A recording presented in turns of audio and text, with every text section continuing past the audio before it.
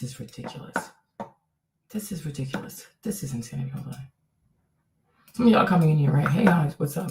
I'm gonna stop doing the video. You can join when you join because I can't. I'm not gonna be here for too long today. City of her son Halo, according to People, Halle Bailey requests sole legal officially to family court, and she has filed for sole and legal physical custody of her son Halo. According to People, Halle Bailey requests sole legal and physical custody of her son Halo and asks the court to prevent ex-DDG from taking him out of LA. In a recent court filing, Halle Bailey accused her ex and father of her son DDG of abuse. She was granted a restraining order. Now it looked like she's seeking sole legal and physical custody of her son. According to documents obtained by People, she's looking to get sole physical custody. She's also asking the judge to order DDG not be allowed visitation with their son, but supervised visits with the professional companies once a week for 6 hours while Halo is in Los Angeles. Halle's asking the court to prevent DDG from taking their son outside Los Angeles. In documents, Halle also requests to order to prevent child abduction, as she claimed DDG has a history of abusing her, taking away or hiding her son from her, and threatening to take their son and hide him, and not cooperating when it comes to co-parenting. Halle also asked the judge to order DDG not to move with Halo unless she gives her written permission. Chat, did I tell you this? A lot of times when you have a baby mama, you signed up for a boss. Wow. If you want to be a father, you're either going to be a deadbeat, and then they're going to tax you up in goddamn court. Wow. Or you're going to have to acknowledge that's your boss. I've been told y'all this, chat. Listen, I broke down this play long time ago, man. Wow. Halle looks at DDG. Wow. She's one of the women who don't look at having a child as a 50-50 partnership. And, hey, we needed your egg, we needed your sperm. She looks at it as, that's my child, and you're the babysitter. I'm the boss. And if you want to see your kid, you better operate under my rules. I've been telling y'all this, chat. Halle Bailey sees herself as the boss. Wow. She has never, in any of these filings, she's not talking about, okay, we'll mutually tell each, because that's all you got to do. Have the courts put it in writing. We'll mutually tell each other when we're going to go A, B, and C. Put that in writing, that if one breaks the rules, but she's not talking about where she could bring the kid. By the way, with this restraining order, she brought the kid to Italy. Wow. But she says he can't bring the kid out of Los Angeles. Wow. Come on now. Wow. As I said, a lot of times when you have a baby mama, it's only a matter of time. She thinks she's your boss. Wow. DDG been acting up to her in her mind. Trust me, her girlfriend's been in her ear. Damn, you gonna make that nigga embarrass you? I told you, you could have done better. You with this nigga? Yo, shit. You to the point where she's like, she needs to get compliance from him. Compliance is going to teach that nigga that he's not the boss. The boss is Halle. Wow. And I think this is quite sad. This is very sad. I don't agree with any type of abuse, but we also have to understand women. If you have blackmail, I call this blackmail. With all due respect, I respect the cycle of domestic violence or people who are victims of domestic violence. And I know, and shit, we're covering this one with Cassie, how hard it is to leave. But please understand this as I'm saying it out of my mouth. Chat. If you continue to be with the man, or you're still cordial with the man after you claim he was abusive to you, but you held photos and you've held evidence in the tuck, and you only bring it to light once you don't have compliance, that's called extortion. Wow. If she had went to the cops after January, she said after January he slammed her face on something, chipped her tooth, gave her all type of bruises. If she had went to the cops, I would have said, oh man, this looks bad. Shit, if there's video, let's see it. DDG, what happened, bro? She held this shit for 4 or 5 months. You don't think that's extortion, y'all? Wow. Wow. You don't think at some point if he wouldn't respect the fact that she's his boss, she was gonna bring this shit out of the woodworks? That's living in hell. That's living in purgatory. Wow.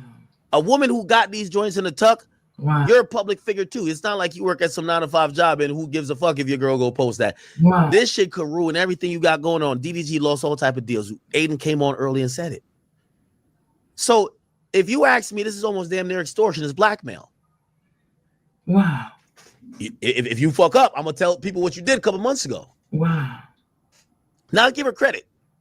Supposedly she made a report back in March, but there was no follow-up from what I see.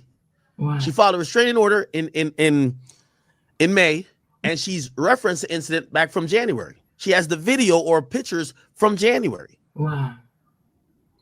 To me, that's extortion. Because let's be clear. If DDG, and I don't know what her request was to him, maybe she said, nigga, stop talking about me online. Or tell your fan, you better go online and tell your fans that I'm a great mom or you love me. If he had did whatever she wanted, and he sat there and took his L in silence, whether or not she moved on with Brent Fires or whatever the fuck she got going on, if she had done that with these pictures or with this evidence had come out yesterday, and that's why I say it's extortion. But we overlook this idea of what real extortion is because we're saying the act of abuse is so, abhorrent. But let's be honest. This happened then. You had a chipped tooth. You even came online talking about the chipped tooth. You didn't say, yo, a nigga beat my ass and that's why I got a chipped tooth. You made up a lie about it when the public video, at least from what I saw. You protected him then, but you kept the evidence in the tuck if he ever crossed you or if he ever didn't listen to his true boss you. To me, that's extortion and blackmail. I send my prayers to the victims of all true abuse and all people who have been really taken advantage of, whether it's by a man or anybody else. But for the people who, let's say they go through a situation and then they forgive the nigga and they're like, nah, I love you, or, oh, I'm trying to get back with you. But they keep that in the tuck and they only bring it out when shit don't go their way. That's a different type of evil. That's a different type of evil, Chad. That's a different type of evil. And I've seen some people say, yo, she ain't protecting them. She just lying now. Whether either or. I'm speaking towards how this info is coming out now. By the way, we got the full docket. And by the way, we're going to get back to the Cassie thing. It was just on break. Give me a second.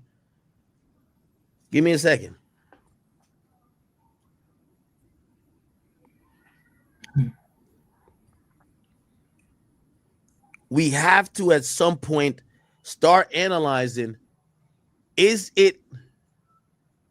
could abuse be used as a... To me, it's just so disgusting. I really don't. Like, it's just so disgusting. Like, this country really, I really think, like, I can see why a lot of men pay for abortions. I really can. I can really see why so many men will gladly pay for an abortion.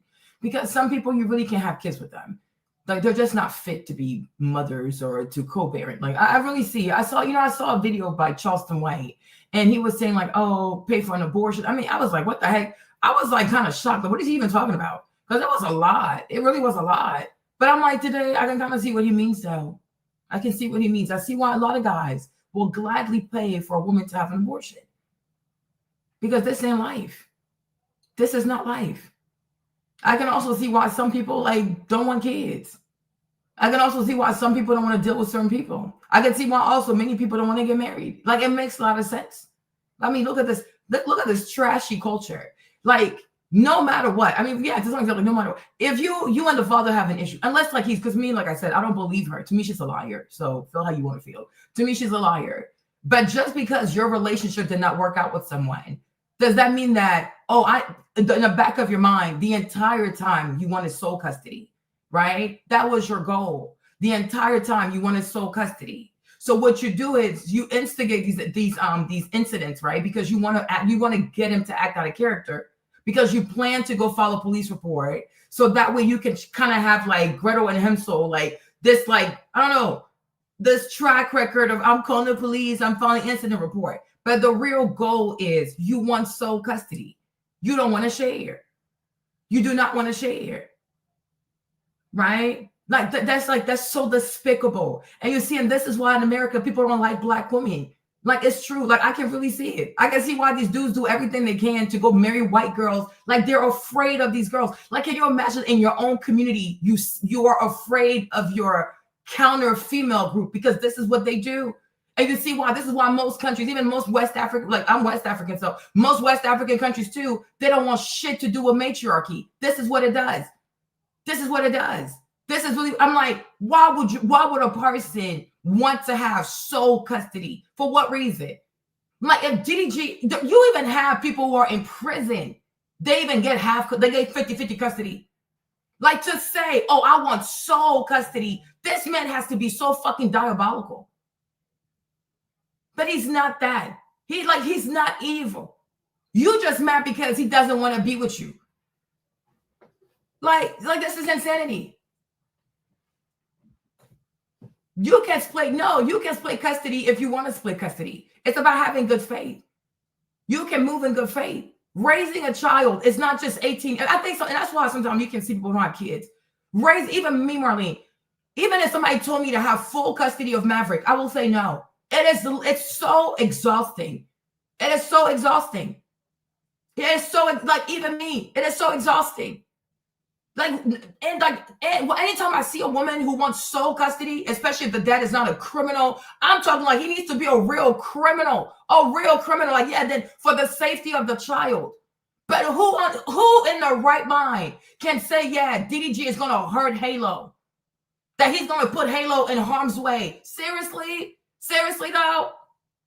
But this is Black America for you. These are Black women America for you. So fucking evil. They're so fucking evil. Like, people can really say, like, oh, DDG is going to hurt that baby? Seriously? Like, he's going to do something nefarious to this child. Like, he is capable, I don't know, having the child be abused, molested. He is capable of throwing the baby across a balcony. He's able, like, seriously, though? Like, a father of a child, he can't even take his child out of LA. As if he's not from Michigan. Like, so he can't even take his son to Pontiac. Like, so if his grandmother is in Pontiac, if his grandmother is probably dying in Pontiac, he can't even take his grandma. He can't even take Halo to see his grandmother. Like, what the fuck? And that's why these goofy bitches, but oh yeah, Uncle Shay should have married a Black woman. No, the fuck he shouldn't have. Because it would have happened anyways. This is who they truly are. This is the real face right here. This is so disgusting. So, like, if his grandmother or his grandfather is somewhere dying and he has to go to the funeral, he cannot bring the baby unless she gives written permission. Who the fuck is she? Who the fuck is this broke bitch? Who the fuck is she? Who the fuck is she? Who the fuck is she? Like, who the fuck is she? What gives her more right than the boy? For what reason? For what reason? Like, this is insanity. This is insanity. He can't even take the child to San Francisco. Are you kidding me? But she can take the boy wherever she wants, around any kind of man that she wants. This is just cruel behavior. It is so cruel behavior. The whole time. No, he's not terrible. What makes it? She's terrible too. What makes him terrible? I think some people is just jealousy. It really is jealousy. People in America are just so damn jealous. The fact that he's 27 and he makes all this money and he lives how he lives, people got to go to work. It got them triggered. People are so jealous in this country. People are like, you think she's not terrible? She puts her hands on him. She's not terrible. She forces herself in the car and he drives to his house. She's not terrible. And just like Academic said, assuming what you're saying is true, you sat on that for 5 months because you were going to use that as leverage. She's not terrible. Mark, you need to also stop. It's like you're being like the new Don told you over here. You got to stop. It's disgusting. You got to. If somebody did that to you, you would not find that shit funny. If somebody came into your car when you didn't want them in your car and didn't want to leave your car, you wouldn't find that shit funny. You would be like, oh yeah, that's a great person right here. That's horrible behavior. That is horrible behavior. If anybody did that to you, you would not find that shit funny. She's a terrible human being, her damn self. You saw her lie on this now lady who was like 8 months pregnant, about to have a baby. She's a horrible person too. So you also got to say, yeah, she's horrible as well. Oh no, she's being advised by somebody. She ain't got a mind of her own. She ain't got a mind of her own. Like her relationship with DDG, it was always bad. She can't recall the times that he was also nice to her. Doesn't matter. You don't think me? I also have family. My husband is African American. You don't think I have people who go, oh, don't marry him? Ooh, okay. But you get to also make your own mind. I was 25 when I got married. I was the same age as her. And when Jimmy even left and he went to Columbus, I was like, okay, he can take the baby because me, I have to go to school. And I was taking Trey to the daycare, like to the lady Zara. And I was like, oh, that's not fair because Jimmy can take care of him. It makes more sense for him to be with his dad than for him to be with me, my family, and for him to go to the daycare. So I took Trey to Columbus so he could be with his dad. Like, what is he going to do with the kid? He's going to like eat him up? Like, what the heck? Like, come on. Like, this is insanity. And also, these are boys. He's a boy. Has she ever even raised a boy before? Has she ever successfully raised a boy? She only has one brother. Her family is full of more women than there are brothers. But she only has one brother and a bunch of sisters. Has she ever successfully raised a boy? And mind you, we're talking about LA. He's cute right now, but one day he's going to be a big boy. Can she handle him in LA with all the stuff that's out there? The drugs, the God knows what, the foolishness. Can she handle him? Can she really raise a man? Can she successfully raise a man? Because she can't even keep up with her own damn career. How's she going to raise a boy to be successful? Are you kidding me? Sole custody, especially with a boy. It's not even a girl, it's a boy. She has the energy to keep up with this child, to keep up with this boy. She can help, she can raise this boy to be a young man and to be a polite, successful, hardworking, clean. She cannot fucking do it. She can barely even lose her pregnancy weight. Like, make it make sense. No, this is not fair. This is not fair. Like, what has DDG has done to people? Like, no, I'm not loud or wrong. You're fucking loud or wrong. Your goofy ass. Go take your plan B. You dumb bitches. Why the fuck are you here? Why the fuck are you here? Why the fuck are you here? Your goofy ass. Why the fuck are you here? You probably lie on people too. You got people arrested too. You got men that you sent to prison behind a lie. You're a demon ass. You're a demon ass. Your goofy ass. Loud and wrong. Because you're a fucking liar. You're probably a liar too. Probably just a lie just as much as she does, right? That's your sisterhood. Bunch of lying ass people. Bunch of low down lying ass women. And all y'all do is keep these children. Okay, no, I don't need to lose the weight. I got 3 kids. I am not a millionaire. She's a millionaire. She's a millionaire. She works, right? She's in entertainment. I don't work in entertainment. I live my best life. How about you grow your goofy ass edges? How about you grow your edges? How about that? Okay? How about you grow your goofy ass edges? With your dumb ass. With your dumb ass. Y'all always think somebody's scared of y'all because you're black. You always think somebody is scared of y'all because you're black. I don't give a fuck, sis. Get this work. Grow your edges. Okay, with them 5 save-a-hole cheap-ass glasses you got on. Get the fuck out of here. Okay? No, I sure do worry about my wage, bitch. And why you worry about her wage? Okay? Why you fight for somebody that doesn't give a fuck about you? I sure do worry about my wage. And that's why I'm doing my wage work. Talking about her ass and getting under your skin. Okay? Get the fuck out of here. Get the fuck out of here. Once you worry about your wage, bitch, I'm doing my wage. That's why I attracted your ass. Okay, because we wage alike. The fuck? Get the fuck out of here. She cannot get to me. She's an idiot. She cannot get to me. She's an idiot. They're all a bunch of idiots. This is what they do. They lie on people. They're so destructive. They're so destructive. And this is why everybody is talking about black fatigue. This is why people are getting rid of DI. This is why nobody wanted Kamala Harris to win. This is why. Because people are sick and tired of destructive, lying-ass black women. Why are you here? You could have a whole video talking about someone that cares about you. I don't give a fuck. I don't even want her to care about me. She didn't care about her family. She didn't care about her fucking mindset. Okay? She just didn't care about her whole fertility schedule. She needs to care about how she's going to raise that boy to be successful in LA. I don't give a fuck. This is YouTube. I don't need her to care about me. I can speak on DDG, and I'm doing this video for DDG. I ain't doing that for that goofy girl. Her dumb ass. Her stupid ass. And please stay around so I can keep getting under your skin. Okay? The fuck? What the fuck? It has nothing. It's got everything. It has everything to do with black women. You're not the highest recipient of it, but you're the one fighting for it, right? Who's on social media crying boohoo tears about DEI? It's black women, right? Because y'all stay being stupid. You stay being stupid. You fight for everything that doesn't benefit you, right? Right?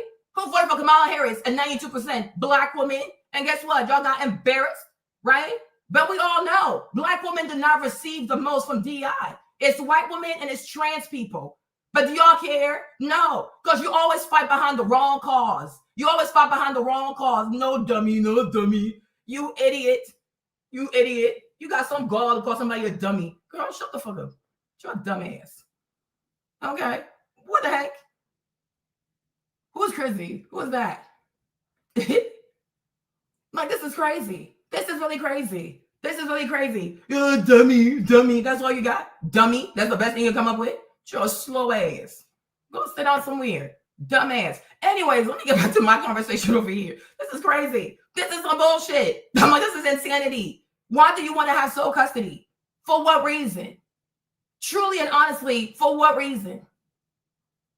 I'm like, this is, to me, like, this is insanity. This is really, really crazy. But you know what, though? Thank God that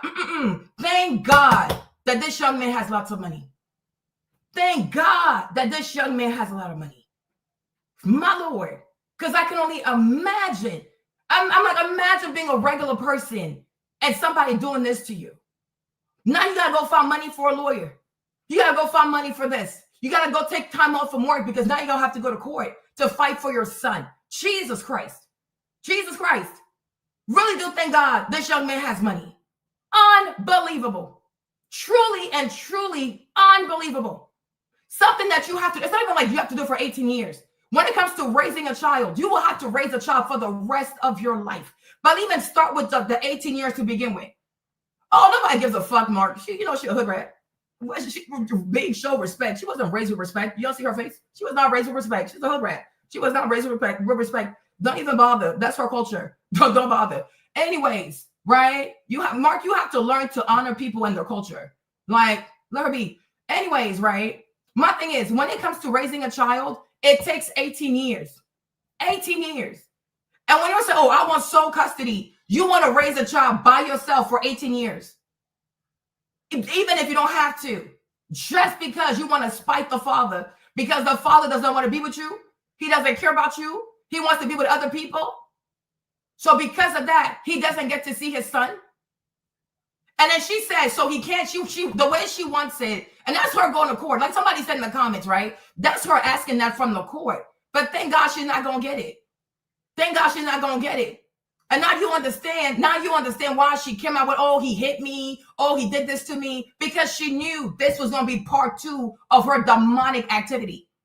This was going to be part 2 of her witchcraft. So what's the first thing? And you see this with white people too. She probably learned that from them people. The first step is what? You destroy somebody's personal image. You destroy someone's image. You destroy their image publicly, right? We see what white people do that all the time to all kinds of people, right? First, to destroy your image because that helps to dehumanize you. That helps people to see you like a monster.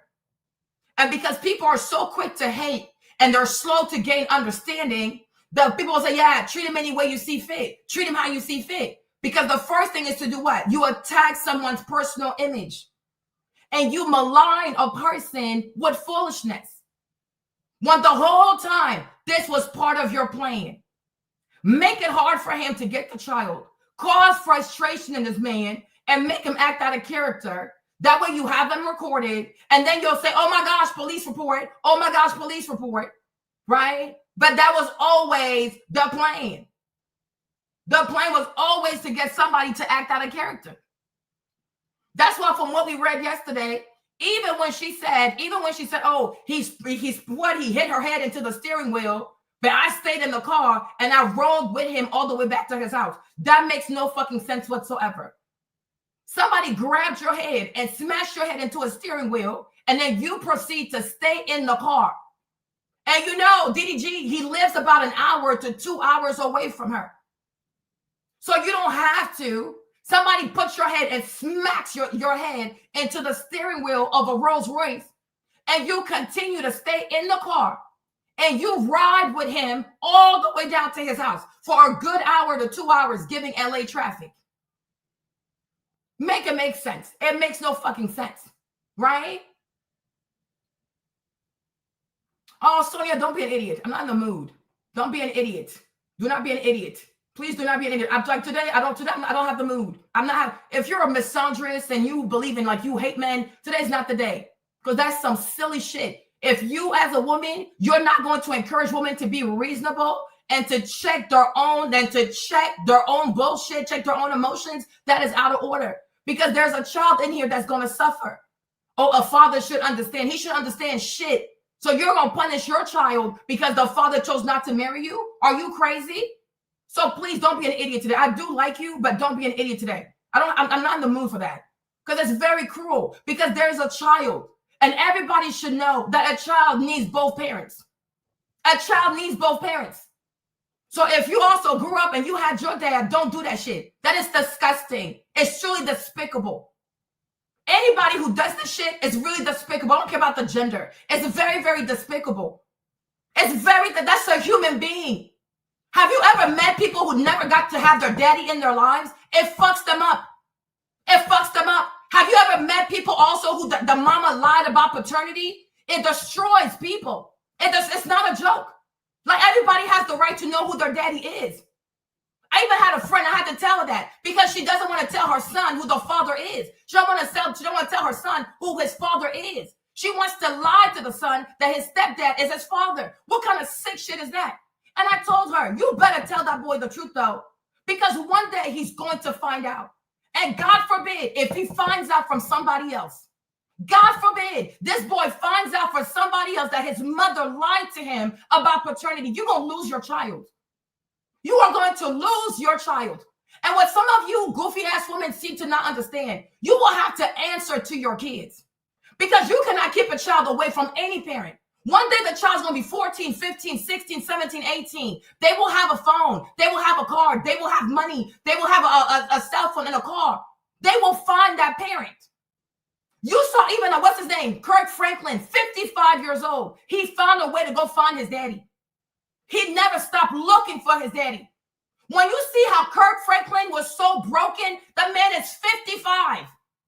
You saw how damaged Kirk Franklin was because his mother lied about paternity. Why would anybody ever do that to another human being? Why would anybody ever do that? You got to know how to handle your shit as a woman. But that's not a reason to punish a child. When you see Halo with his dad, he enjoys being with his father. Who the fuck are you to say, oh, he can only see the boy for 6 hours? You're punishing Halo in the process. You are punishing him. And then when he goes to school and he's like, oh, how come my friends, they have their dad and I don't see my dad? How's that going to make y'all feel? Y'all so damn fucking evil. Like, I hate some of you women. You're so fucking evil. Like, you want to punish a man so bad, you will damage your own children. You're so fucking sick. And you wonder why nobody wants to be with black women. You wonder why nobody wants you. Everybody runs away from you. You wonder why people make videos about how much they hate you. You don't even have the heart of a woman. Sometimes I swear, some of y'all, it's like your heart is made of like acid, like your heart is made of charcoal. Why are you so mean like this? Why are you so mean? Why are you so diabolical? Why are you so sick like this? Why are you so sick? And my thing is, why do you always want to do God's work? Oh, I'm going to punish this man. I'm going to do this man. Why? Learn to trust God. But as a mother, even if the man didn't love you, even if the man didn't stay with you, but you should always be thankful to have a man that loves his children. Be thankful. There are people who impregnate people and disappear. There are people who impregnate people, don't even give a damn. The relationship did not work out. Maybe it didn't work out for now. It might work out later. What the fuck do I know? But you should always be grateful that you have a father who cares about his child. And that, of course, I hate y'all. You're fucking evil. You're some fucking evil people. And the worst thing is, you don't even fear God. You're godless people. You're so evil. You're just so damn evil. You're so evil. You're always standing up for liars. You love to lie. You lie about everything. You're quick to get people arrested. No, I don't hate myself. I'm not like you. You think because I don't like you, I don't like myself? Are you stupid? Are you stupid? Have you seen yourself? Have you seen your brand? Are you insane? Me not liking you has nothing with you but me not loving myself. And because I love myself, I rebuke you. Do you not understand that part? Because I love myself, I rebuke you. I have nothing to do with your ass. Are you insane? Are you insane? Are you actually crazy? You and I, we will never be in the same room. You're disgusting to me. You are disgusting to me. You hear me? You are disgusting to me. You're low down to me. You're fucking evil to me. Are you kidding me? I rebuke you with every fiber of my being. I don't like evil people. I don't like people who keep children from a parent. Are you insane? You are crazy. Oh, you hate yourself. No, bitch, I hate your ass. Get the fuck out of here. And why are you still here? I hate your ass. I don't know you, bitch. Exactly. Why you don't know me either. So then why the fuck, if you realize I don't know you, then who the fuck are you to psychoanalyze me, bitch? Who the fuck are you to psychoanalyze me? Okay? From the comment section, it's your first time watching my video. So who the fuck are you to psychoanalyze me, bitch? Right? So the same way you understand that I don't know you, bitch, you don't know me. So who the fuck are you to say if I hate myself, bitch? Do you love yourself? You dumb hoe? Do you love yourself? You stupid bitch. You dumb bitch. Do you love yourself? Do you love yourself? Like, this is some bullshit. You love yourself? Oh, you don't know me, bitch. Likewise. Likewise. You don't fucking know me also. And if you love yourself so much, why the fuck are you here? Okay? If you love yourself so much, why the fuck are you here? You can't read the room? You're not wanted here. You're not wanted here. So if you love yourself, why the fuck are you here? Why the fuck are you here? Goofy ass. Y'all think y'all can always bully somebody. You can't bully me, bitch. You can't bully me, bitch. What the fuck? You can't pull up. You can't even pull up from my house. Bitch, I'll whoop your ass. Okay? Yeah, you're the devil, bitch. It takes one to know one, bitch. You're the devil. You're the one who came in here with your satanic energy, bitch. You brought that shit with you. Get the fuck out of here. You're a dumb bitch. Exactly. Goofy ass. Goofy ass bitch. Now you want to write as LOL. Now you want to start speaking emoji. Get the fuck out of here. Get the fuck out of here. You're a dumb bitch. You're a goofy bitch. Ain't sure you're still here. Why are you here? Why the fuck are you here? You're illiterate ass. Okay? Why the fuck are you here? Y'all gonna meet your match. You gonna meet your fucking match. Bunch of bullies. Do I look white to you? Y'all think them goofy ass games y'all play with these goofy ass white girls who are so scared? You're up in rage. No, I'm not up in rage. I'm annoyed. I'm annoyed. People like you annoy me. Rage, girl. It will never be. It will never give that. I'm annoyed. Can you even tell the distinction? No, probably not. You're a dumb ass. Get out of here with that. Anyways, you guys, like, I am annoyed. It annoys me. This is annoying to me because it's ridiculous. I'm not going to stop saying it. It's ridiculous. Yes, no, I'm not yelling at my screen. Well, duh, I'm recording it. The fuck? But I'm yelling at you through my screen. Get into it. And you're still here. You're still here. Why are you here? You're dumb ass. Stupid. Anyways, we could have been friends. We really could have been friends. But you came here with the wrong kind of energy. What's her name? Raspy. You came on the wrong energy. Getting me pissed off. But you know what, though? I am a Christian. I am. Raspy, you came on the wrong energy, sis. I don't like that shit. But you know what, though? I'm sorry for cussing you out. You came on the wrong energy. But I don't like that bullshit. But you came on the wrong energy. Don't do that. Do not do that. I don't even know who the fuck you are. Like, hey, people, y'all gotta know how to enter the chat, the people's room. Like, I don't even know who the fuck you are. This is crazy. Okay?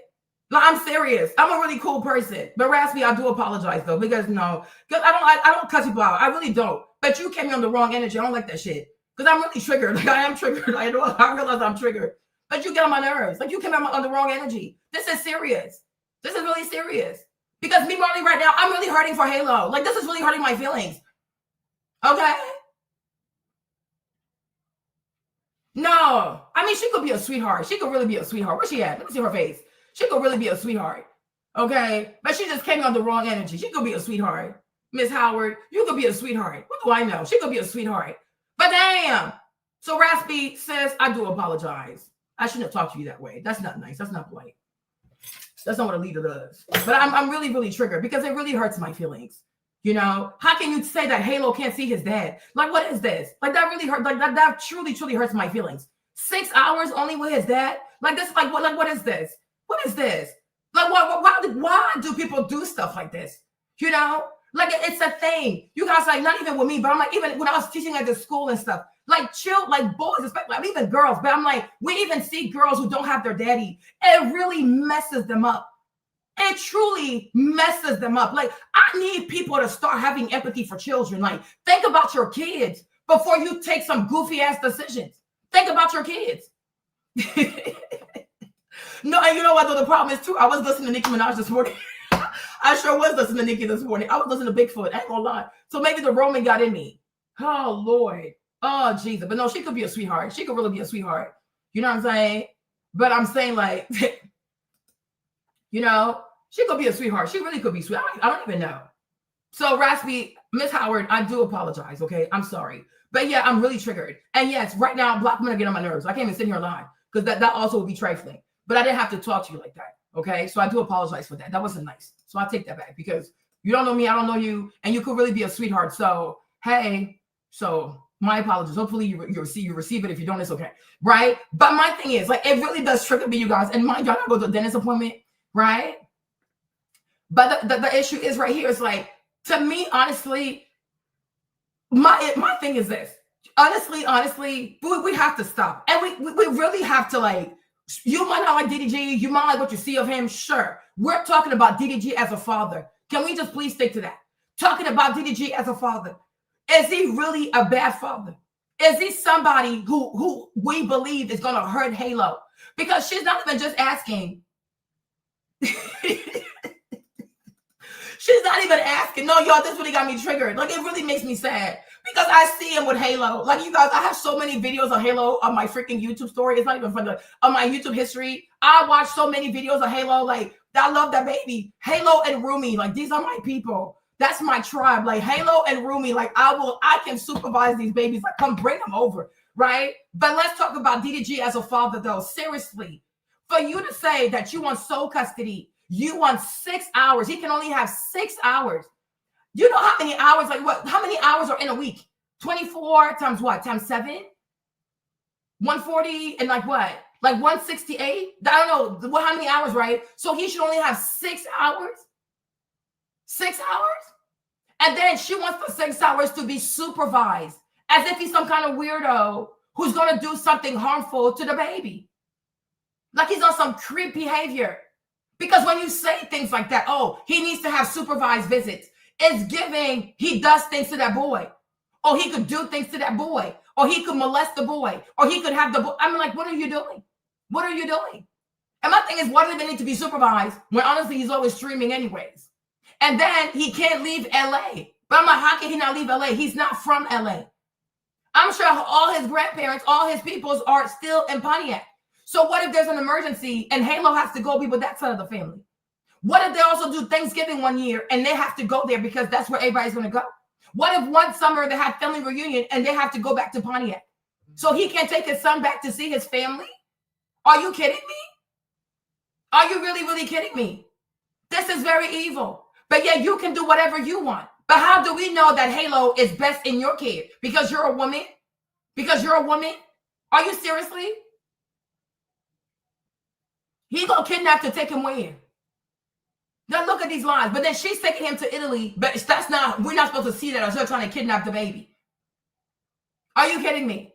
He's gonna kidnap him to take him where? Well, and you see, just this is what they do. And you know, and the problem about this kind of exuberance, right, is that it doesn't last. The problem with this kind of exuberance is that it doesn't last. It truly, truly does not last. You do that for a few months, you're gonna get tired because lies are truly hard to sustain.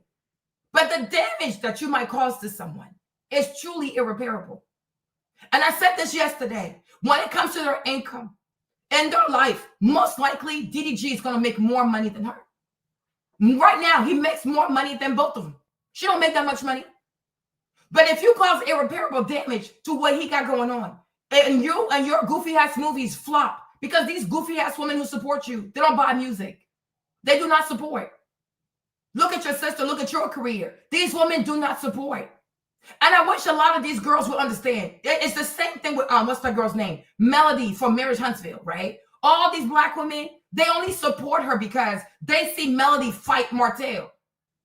It's like that. When you start attracting that audience of women who want you to fight, like they want to live vicariously through you because they have this bitterness with their baby daddy, right? That's all it's about now. That's all it's about. They don't really support you. Then when you look at what's the other girl, Stormy not fighting her husband. Stormy's on the same show and making millions of dollars selling her body butters and oils with Canvas Beauty because she has real supporters. When it comes to Melody, they only want to see negativity from her. Oh, tell me you're fighting Martell. Tell me that you got Martell arrested. Tell me. These are a dangerous group of women to have as a fan base. You don't want to have bitter black women as your fan base. You will not get anywhere because the only reason why they support you is to see how much destruction you are causing to this man. They don't care about you, don't care about him, don't care about your child. They just want to see a family implode. They want to see people eat their own flesh. This is not the kind of base you want. These are not the kind of black women you want to have supporting you. You have to stay away from bitter, broken, single mothers, black women. You got to stay away from them. They are extremely toxic. They are corrosive. They're like nuclear material. You got to stay away from them. They will not support you. They will only come here to hear negativity. Oh, are you going to get him arrested? Are you going to punish him? Are you going to do this? That's all they care about. They're not going to buy your music. They're not going to buy anything. And you see, and that's why people like Beyonce, they keep their stuff to themselves. Because let me tell you, if you have a business, you want to be known for your business. You don't want to be known for your drama.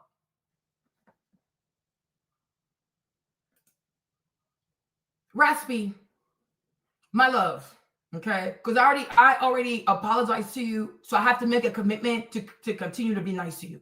Otherwise, I'm gonna also come off like crazy, okay? But Raspy, we are black people. Since when is it a problem for black people to leave babies with grandmother? I'm asking you an honest question. I'm truly, because I'm really trying right now, Raspy, right? Miss Howard, you want us to believe that your mama never left you with your grandma? You want us to believe that your father never left you with your grandmother, Miss Howard? You want us to believe that you never went to your grandparents over the summer and you stayed there every summer? Are you serious? We are black people. Some of us even got to see our great-grandparents. I had my great-grandmother supervise me. I wish I had the pictures. We are black people. Since when is it horrible for black people to leave their children with grandparents? Oh my gosh. Like, oh shit. Oh shit. Like, my gosh. Oh, why are you doing this? Why are you doing this? You want us to believe that even you, Miss Howard, your mama never left you with your grandmother. And if you got to see both, if both your grandmas were alive when your mom was raising you, you never got to stay with both your grandmothers, like your dad's mom and your mother's mom. Seriously? You never went. I don't know where you're from, where your people from, but I will maybe like down south or whatever. You never went back home to the village for the summer. You never spent the summer at your grandma's house.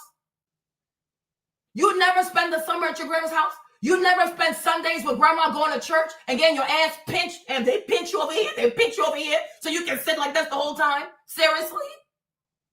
Seriously? I am my mom's firstborn. This lady don't left me. She left me with that lady. I had a closer bond with my grandmother, my mom's mom, than I did with my own mother. Because my mom was like 22, 23 when she had me. And then she had to go to Paris because her and her sister, my auntie, they had an internship because my cousin, but she passed away now. My cousin was born March of 84. I was born February of 85. So my mom and her sister and my other aunties, they had this big internship in Paris. So they had to go. I stayed with my grandma we stayed with my grandma for 6 months to 9 months. My dad also had an engineering internship in Argentina. So we were left there. They came back and they picked us up. We probably had a better time with my grandmother because she knew how to cook. My grandma was a great cook. You guys, I'm gonna show you her pictures. Let me see if I can. My uncle usually has her pictures. Let me see. Raspy, don't do that. And you see, and this is what I'm trying to say.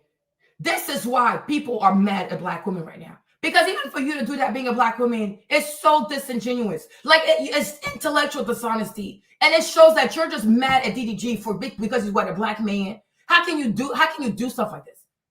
If white people say this stuff, okay, sure, they're a little different.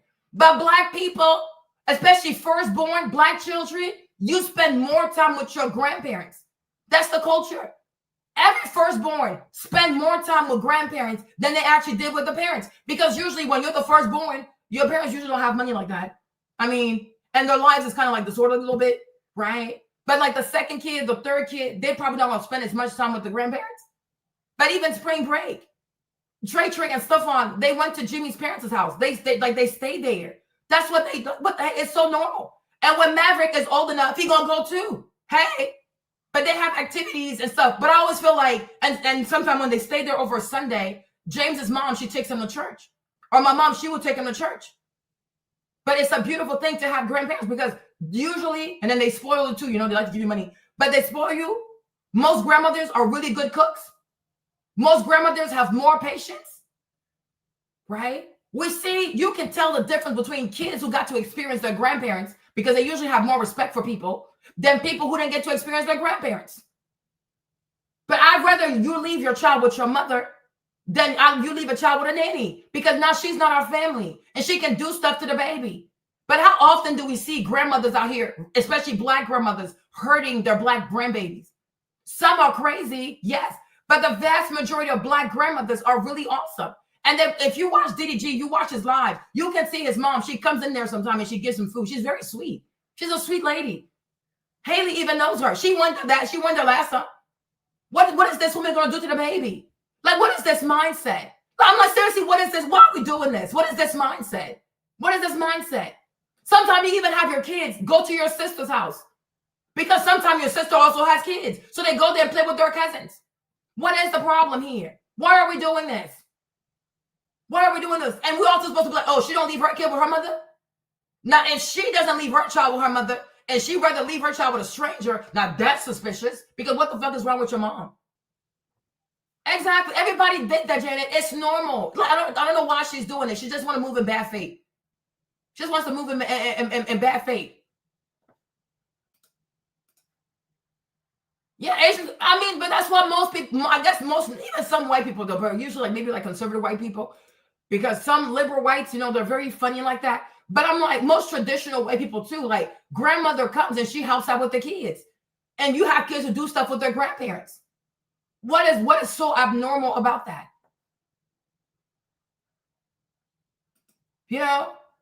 Every time he leaves, leaves to go where? Does he even see that child? We need to know, we really need to know how often even DDG got this baby.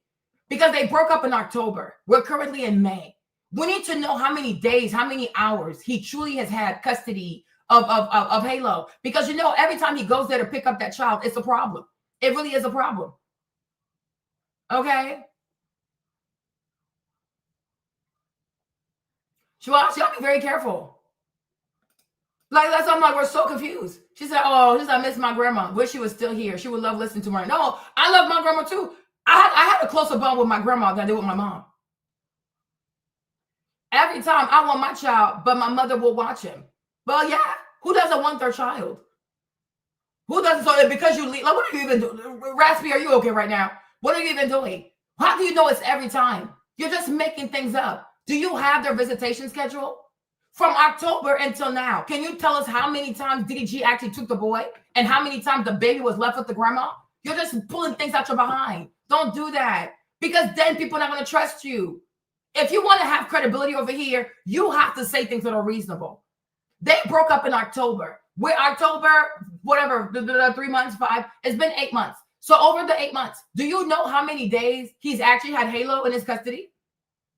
And then out of those days, how many days or how many instances was Halo left with the grandmother? We can't just say things like that. We can't just say things, because we know she's also working. So when she's not working, because she has them the majority of the time. So when she's not working, who's watching the kid? So it goes both ways. You cannot be mad, he can't leave the baby with his mother, but she can do whatever she wants, because she's not with that baby 24/7. She's not with the baby 24/7. So make it make sense. I'm like, this is crazy. Yeah, his grandma goes on there. She goes on there. You see his mother sometime. Yeah. She's like, what's going on with the one in the world? If he didn't want to see his child, she'd be complaining about that. I'm like, it's insane. It really is insane. I'm gonna say, she's like, now Rispy is quiet. Slizzy's like, now you're quiet. I'm like, y'all need to stop. If they were Latinas also, the baby with the abuelita. Like, people are, especially firstborn are truly raised by their grandparents, because that's the first grandbaby. So every grandparent wants to see that baby because that's the first grandchild. Like, it's perfectly normal, but doesn't mean that you're abused. And that's also your family. And every child also, and I also feel like one thing that's also very important with kids have to know how to be away from their parents, because all that stuff too, it prepares them for kindergarten. Or especially when they go to when they start going to day, if they go to daycare, they go to or they go to pre-K or kindergarten, right? You have some kids, when they go to school for the first time, they've never been away from their parents. They have a complete psychotic episode. They completely melt down. They melt down because they're not accustomed from being away from mommy, or they're not accustomed from being from daddy. It's okay to teach your kids, like, no, go with your auntie, go with your grandma, go with your big brother, right? Because you also have to help kids have some kind of independence. But my thing is, you got to be okay with being with your grandparents. These are your people.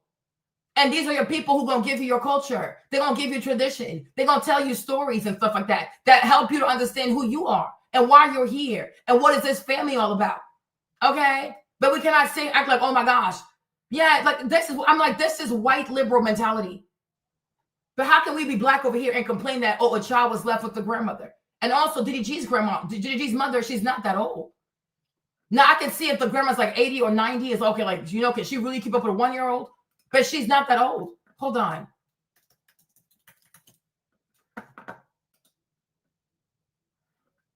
Yeah, so here's his mother. She's not old. This lady is not old. So she has plenty of, see, here she is. That's not an old lady at all. So she can keep up with a 1-year-old. And Miss Tony, right, there you go. So Miss Tony right here, she can keep up with a 1-year-old. She's not that old. That's a young lady. That's a young grandma. Okay, young grandma, you better go ahead, sis. Okay. Pygmy en Creole.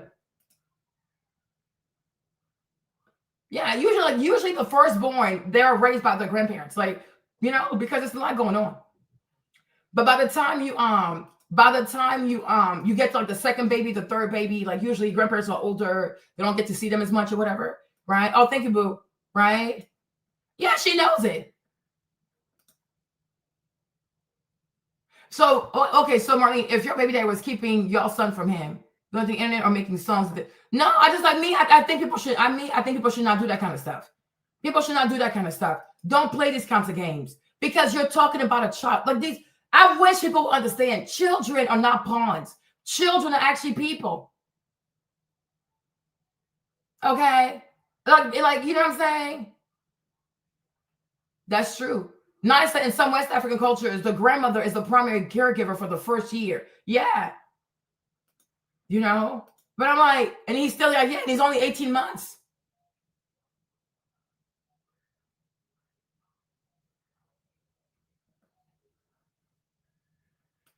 It's only 18 months. Oh, you're saying who on earth goes to the internet and bashes the baby mom and makes diss tracks and don't take that woman to court? But how did he bash her? Can you show me where, like, send me a song where you say he bashed her?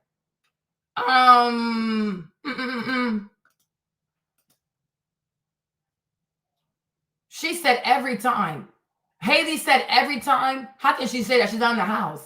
I'm going off what she wrote. Talking about Haley? How can she say every time she's not there?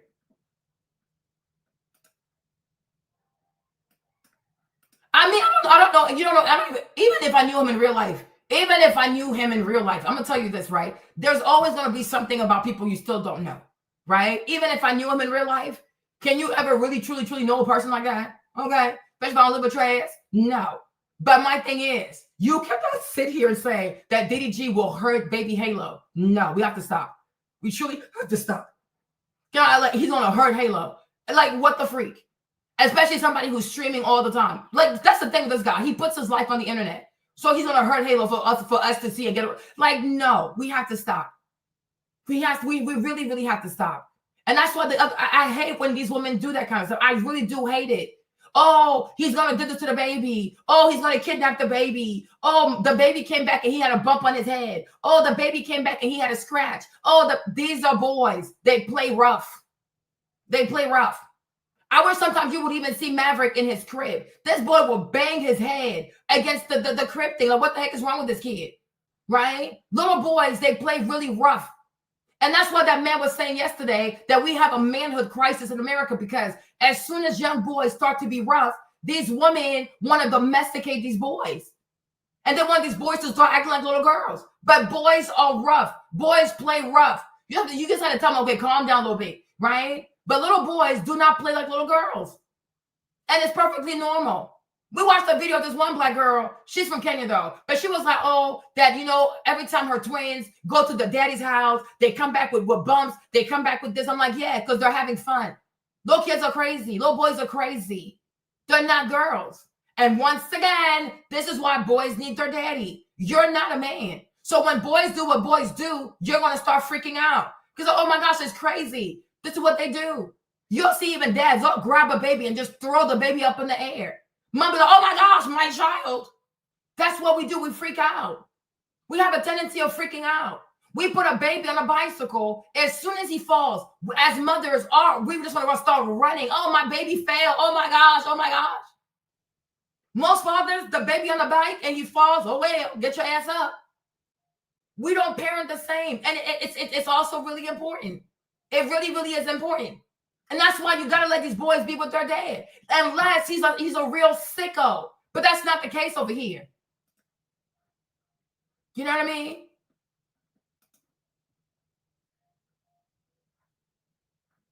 This is really crazy. Y'all cannot keep up with y'all's comment. Hey, Jen, love you, bro.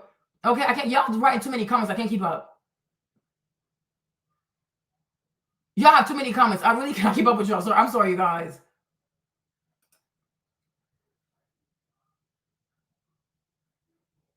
You know, I'm just like, you know, yo, it's a real thing. It really is a real thing, right? Well, if you to even ask that from the court, you truly got to be like, okay, like he really is a fucked up human being. Not, I don't like him right now. He gets on my nerves. I can't stand his ass. I get that. You're going through your own shit as a woman, but you still got to be in your mother's head and be like, okay, is he a horrible father though? When Halo sees him, does he act depressed? Does he act scared? Does he run away? Does he not want to go with him? If there are actual signs of distress every time Halo sees that man, then I can understand why you're scared. Oh, he needs supervised visitation. But when DDG comes and Halo's like this, pick me up, daddy, then obviously he likes to go there. And you need to let him go there. And it's important for him also to form a bond with his father because these are his formative years. These are his formative years. He has a father. He needs to spend time with his dad. He needs to smell his dad, grow up to see his dad, be around his dad too. That it matters for his brain. It truly matters for his brain. And you also don't want him to feel like he doesn't have a daddy. I mean, I'm like, you grew up with, I don't understand how people can do this to people. You grew up with your dad, but you're trying to make sure your son doesn't grow up with your dad, with his dad. What kind of demonic activity is this? Seriously, what kind of demonic activity is this? The relationship did not work out. Okay. But are we going to really sit here act like we've never seen people fight and get back together? That's why you got to really be careful with what you're doing, what you say. Because most likely tomorrow you'll go back. We saw the same thing with Kiki. Many of these women who do all this shit too, they're not even fully done with that man, you know? They're not fully done. They truly still love that guy and they want to go back over there. But the thing is, if you do too much and you say too much and you take it too fucking far, and then you do go back, you'll look stupid. You're going to look stupid. Oh, yeah, but she's a demon for that. He has the right to say that she's a demon for that. Absolutely. Because people hurt. People absolutely hurt. It's like, imagine if she even has the gall to go to the courthouse and say she only wants him to have 6 hours. So what were you doing before that? What were you doing before that? So yes, she's demonic. She is truly demonic. Because a non-demonic person has no problem sharing, right? If she was sharing and she was being fair, no one will call her a demon. Okay, but yeah, I'm telling you she's a demon. I'm telling you, and like some of y'all, I think some of y'all don't have kids. So you probably, you know what I'm saying? You don't have kids yet, right? But I'm like, I pray the day you have kids, that maybe you get to experience this too. And then come and tell me that you're not going to call that person a demon also. And it's not okay. And if you don't have a child, you never had children, I can see why you're so ignorant like that, right? But the day you have your first child and you see your child being born, let somebody create all kinds of hurdles for you to see your son. Then you can tell us if that person is not a demon. You've never been there. And many of y'all, you've never been through custody. Had you ever gone through a custody battle? Then you would know what it feels. And I said many times, I can see why people snap and they kill people. Because people have no idea when you're not able to see your child or see your children, what that can do to a person, men or women. There are women too who are fighting for custody. There are many women also who are fighting for custody. You even have women also who get locked up because they're not paying their child support. Then they're held in these like detention camps where they go work at McDonald's and they got to go back over there because they got to pay their child support and they're behind on child support. This thing is real. People have to stop weaponizing custody. It is not okay. Yeah, like, huh? And so what? That's what they all do, though. But did he lie? Did he lie that she's a demon? Did he lie that she's a demon? Did he lie, yes or no? It's not even just about did you use the internet. Did he lie, yes or no? Is she not keeping him away from that child? Every time he wants to go get that baby, is it not a problem? Right? He could be a demon, but then that will also make her a demon. So therefore he will know, right? It takes one to know one. So why are you still stuck on the word demon? If you feel like he's a demon and then he's telling you that she's a demon, you should trust him. No? Because it takes one to know one. So what's the problem? What is the problem? If you feel like DDG is a demon and then he went and got with this girl and now he's telling you she's a demon, then you should trust him. What's the problem? It takes one to know one, right? So that's okay. Okay, cool. There you go. There you go. No, I will defend DDG because this is excessive. That's it. To me, you have no valid ground to say that he should only have 6 hours with his child. 6 hours out of what, a whole week? Or 6 hours out the month?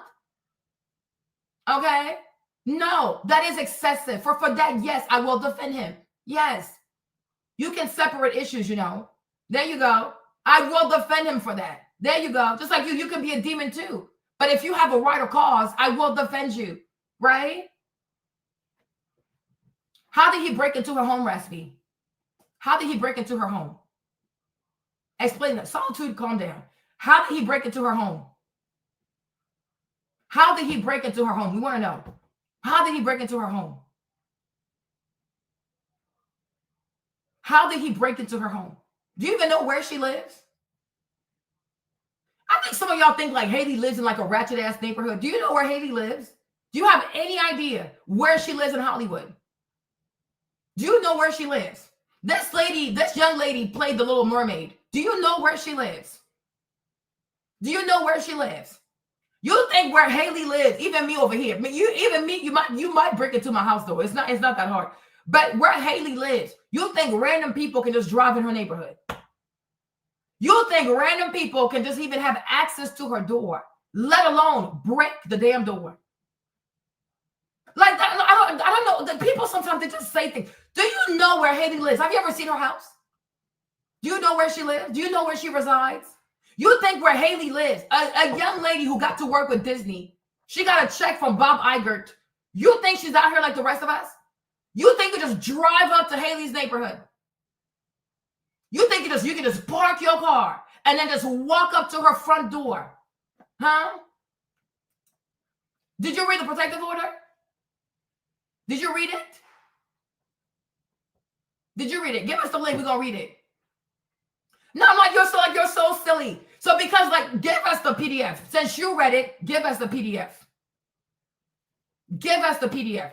Drop the link. We're gonna go get it. Since you read it, send me the link. Oh my Lord. Send me the link. Yeah, calm down, Indian. She's saying all kinds of foolishness. Since you read the restraining order, since you read the protective order, please drop the link. Drop the link. Since you read it, right? You read the whole thing. Drop the link. I'm not the one. I'm really not the one for these goofy games. Right? Drop the link. Since you read it, please drop the link. People, we're over here, we're waiting. Drop the link to the PDF. We're going to open the PDF. We're going to read it. There you go. There you go. Because this whole thing, because also, let's be so for real. Neither did you read the protective order. Okay? You didn't read anything. You read what you've not even, I don't know if you read anything, but you're probably repeating what you heard, right? Because she wrote in there, whatever she had to write in order to get the restraining order. She wrote that when he broke into her home, he entered. Was it called? Was it you guys that he entered into the house? He entered into the house. What did she say? We read that yesterday, right? Drop the link, Raspy. Drop the link. Since if you read the protective order and you got the link to it, because where did you get it? So drop the link. We're gonna read it. That's not a problem. Drop the link. Drop the link, please. Drop the link. Control F. Okay. So here it is. I know okay, so you didn't read shit. You didn't read shit, right? You didn't read shit. You are only repeating what you heard. You did not read you didn't read what she wrote on her application. You don't have access to it. The protective order, you also don't have access to it. What you probably heard or what you read were the excerpt that all of these publications released, which is it right here, right? There you go. That's why I said drop the link, and you can do that. There you go. So carry on. Okay. She also alleges, so it's an allegation, right? A lot of you people, I say, you're probably part of the 92%, aren't you? Huh? You're the crew that voted for Kamala Harris because y'all really struggle with reading comprehension, right? You're part of the 92%, aren't you? Right? She also, no, then drop the link, girl. Drop the link. Where did you read it? Drop the link. I've been asking you for the link. You keep typing nonsense. Drop the link so we can just go ahead and read it. You didn't read anything. You read what you saw in these articles. You didn't actually see the document. You didn't see her document, and you didn't see the judge's document. Okay? No, it's not my job. Boo. You told me to act my wage. I don't work at the courthouse. Girl, refresh your memory. You told me to act my wage. My wage is to run my mouth. My wage is not to act like I work at the courthouse. I don't work at the courthouse. That's not my wage. No, Babel, you told me to act my wage. Don't forget it now. Okay? Okay, you told me to act my wage, girl. And my wage is to run my mouth on YouTube. That's my wage. I ain't no damn clerk at the courthouse. No, that's above my wage. I ain't doing that. Okay? I ain't doing that part. You told me to act my wage, and my wage is right here on the YouTube. Okay? Okay. It's like, what the heck? That ain't my job. Don't put that on me. What next? No. Okay? So, she also alleges, this is what's written right here. She also alleges DDG creeped her out in March when he showed up at her home, entered without permission, whatever that means, went to her bedroom and texted a pic of Haley's empty bed to her, along with the text, "I know what you've been on." Okay. I repeat, it's an allegation. This is not confirmation. She alleges. There you go. Reading comprehension, 92%. Reading comprehension. There you go. Right? I read plenty. You say he broke. Broke where? She even said he entered. She didn't say he broke into her home. He entered. Breaking means you force entry. He didn't force no entry. She said he entered. He didn't break anything. I repeat, do you know where she lives? No.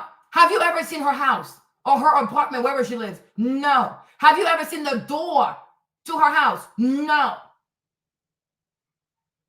So I don't know where y'all think this girl live, but she don't live in the hood. She don't even live in the suburb. She live in some goofy ass, rich ass area in Hollywood. These kinds of neighborhood, you can't even roll up in there like that. You need to even have access to roll up in there. Those kinds of neighborhood, they see you at the door doing anything, they don't call the police on your ass. Okay? Hallie is not a regular person. She don't make regular money. She don't live in a regular neighborhood. Okay? Her keeping Halo from DDG is an allegation. It's not an allegation. These are facts. It's not an allegation. Hello, my love. It's not an allegation. I even have a video for you. Hold on. Let me put you guys today. I can't stay too long because my appointment for the doctor, it's at my appointment for the dentist, it's at what time is it at? At 1.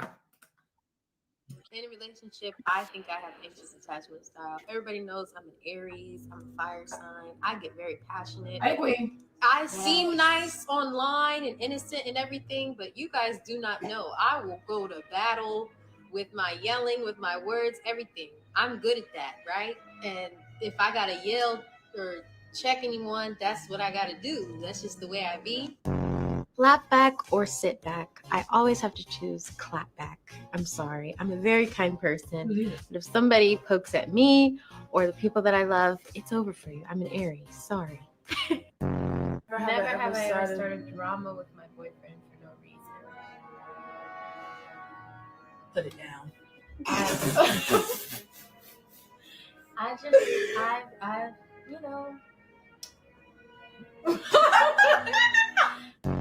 I'm territorial. I'm a jealous girlfriend. I'm a territorial girlfriend. Where you go, who are you with? That's me. I am nosy, number one. Number two, I like drama. I just don't like drama in my life, but I love watching it in other people's. So I love my baby so much. I need him with me in order to function, in order to be able to do this. I love my baby so much. I need him with me all the time so I can function. Let her keep talking. Teams and everything. So he's been out here with me majority of the time. But this week, and I go home on the weekends.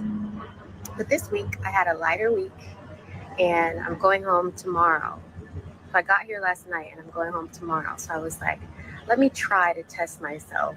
And let me try to test myself. Okay. See if I can be without him for a day and leave him. If I can be without him for a day. This lady is telling you, I have a weird attachment style. I can't function without my baby. I cannot be without him for a day. Yeah, DDG is having a hard time seeing his son. We gotta stop playing. Let him and his daddy have daddy and son time. Okay. And you guys, I miss him so much. But everybody knows Moo is the best daddy. Everybody, what she said? Hold on. Everybody knows what? In a relationship. Hold on. See if I can be without him for a day and leave him. Let him and his daddy have daddy and son time. And you guys, I miss him so much. But everybody knows Moo is the best daddy to him. But everybody knows Moo is the best daddy to him. Her own words. Her own words.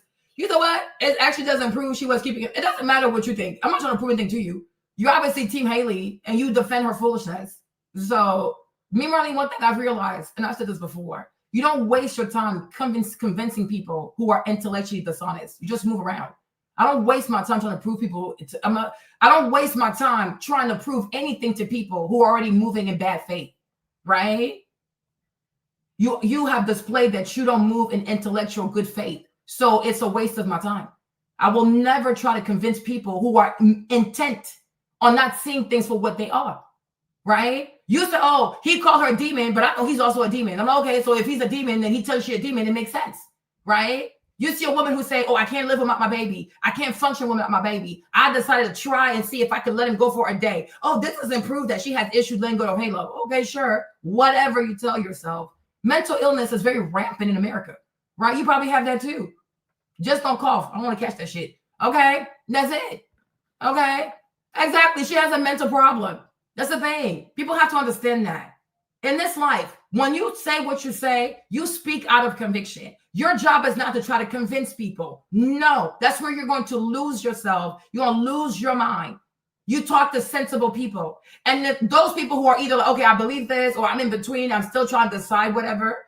It doesn't have to work in the courthouse. But what will work in the courthouse is that he can show how many hours he's had the boy. I keep telling you this, but you want to act imbecilic. So what can I do? I don't have the cure for that shit. I don't have the cure for that, right? They broke up in October. We're currently in May. Do you think that when he goes to court, when DG goes to court, his lawyer is not going to have an entire schedule of how many days he actually had him and how many hours he had him for? Are you that remedial? Do you also vote for Kamala Harris? Because I'm starting to recognize some of y'all. Like, are you okay? Are you truly okay? Right? This don't have to stand in court, but it's an indication of her mindset, right? That's it. Hello, it's not that hard. Earth, hey, we're here. It's not that hard, right? They can have a schedule. You can count how many days from the 30 days on average, right? October, November, December, January, March, April, May, 6 months. Multiply that by 30. It gives you 180 days. Of the 180 days, we're going to see how many days she had the boy. And then we'll see how many days, what's that man's name? DDG had the boy, right? If it's not within 90 to 90 or even like maybe 100 to 80 days and it's giving, oh, she had him for 160 days and he only saw him for 20 days, then of course she has a problem. Okay? But some of y'all too, you struggle with math. You know, you didn't go to a good school district, so I get it. It's not that hard. You know what I'm saying? Oh my gosh. Skemet, I appreciate you usually, but I'm going to have to ignore you. You're a pest. Don't try to be funny, but you're a pest. and you're very immature. So today I truly have to ignore you. You're not, the mental acuity is just not there. Or maybe you're like half asleep, I don't know. But I got to go with the show. I have to ignore you because you're saying all kinds of foolishness. It's seriously, like, this is insanity. Okay? No, like, it's insane. Hey, bag, what's up? Like you sound so stupid. Like, oh, he waited for a restraining order. Like, what the fuck? To fight for his kid. Are you kidding me? The live stream happened in January. You have no idea what he was doing behind the scenes.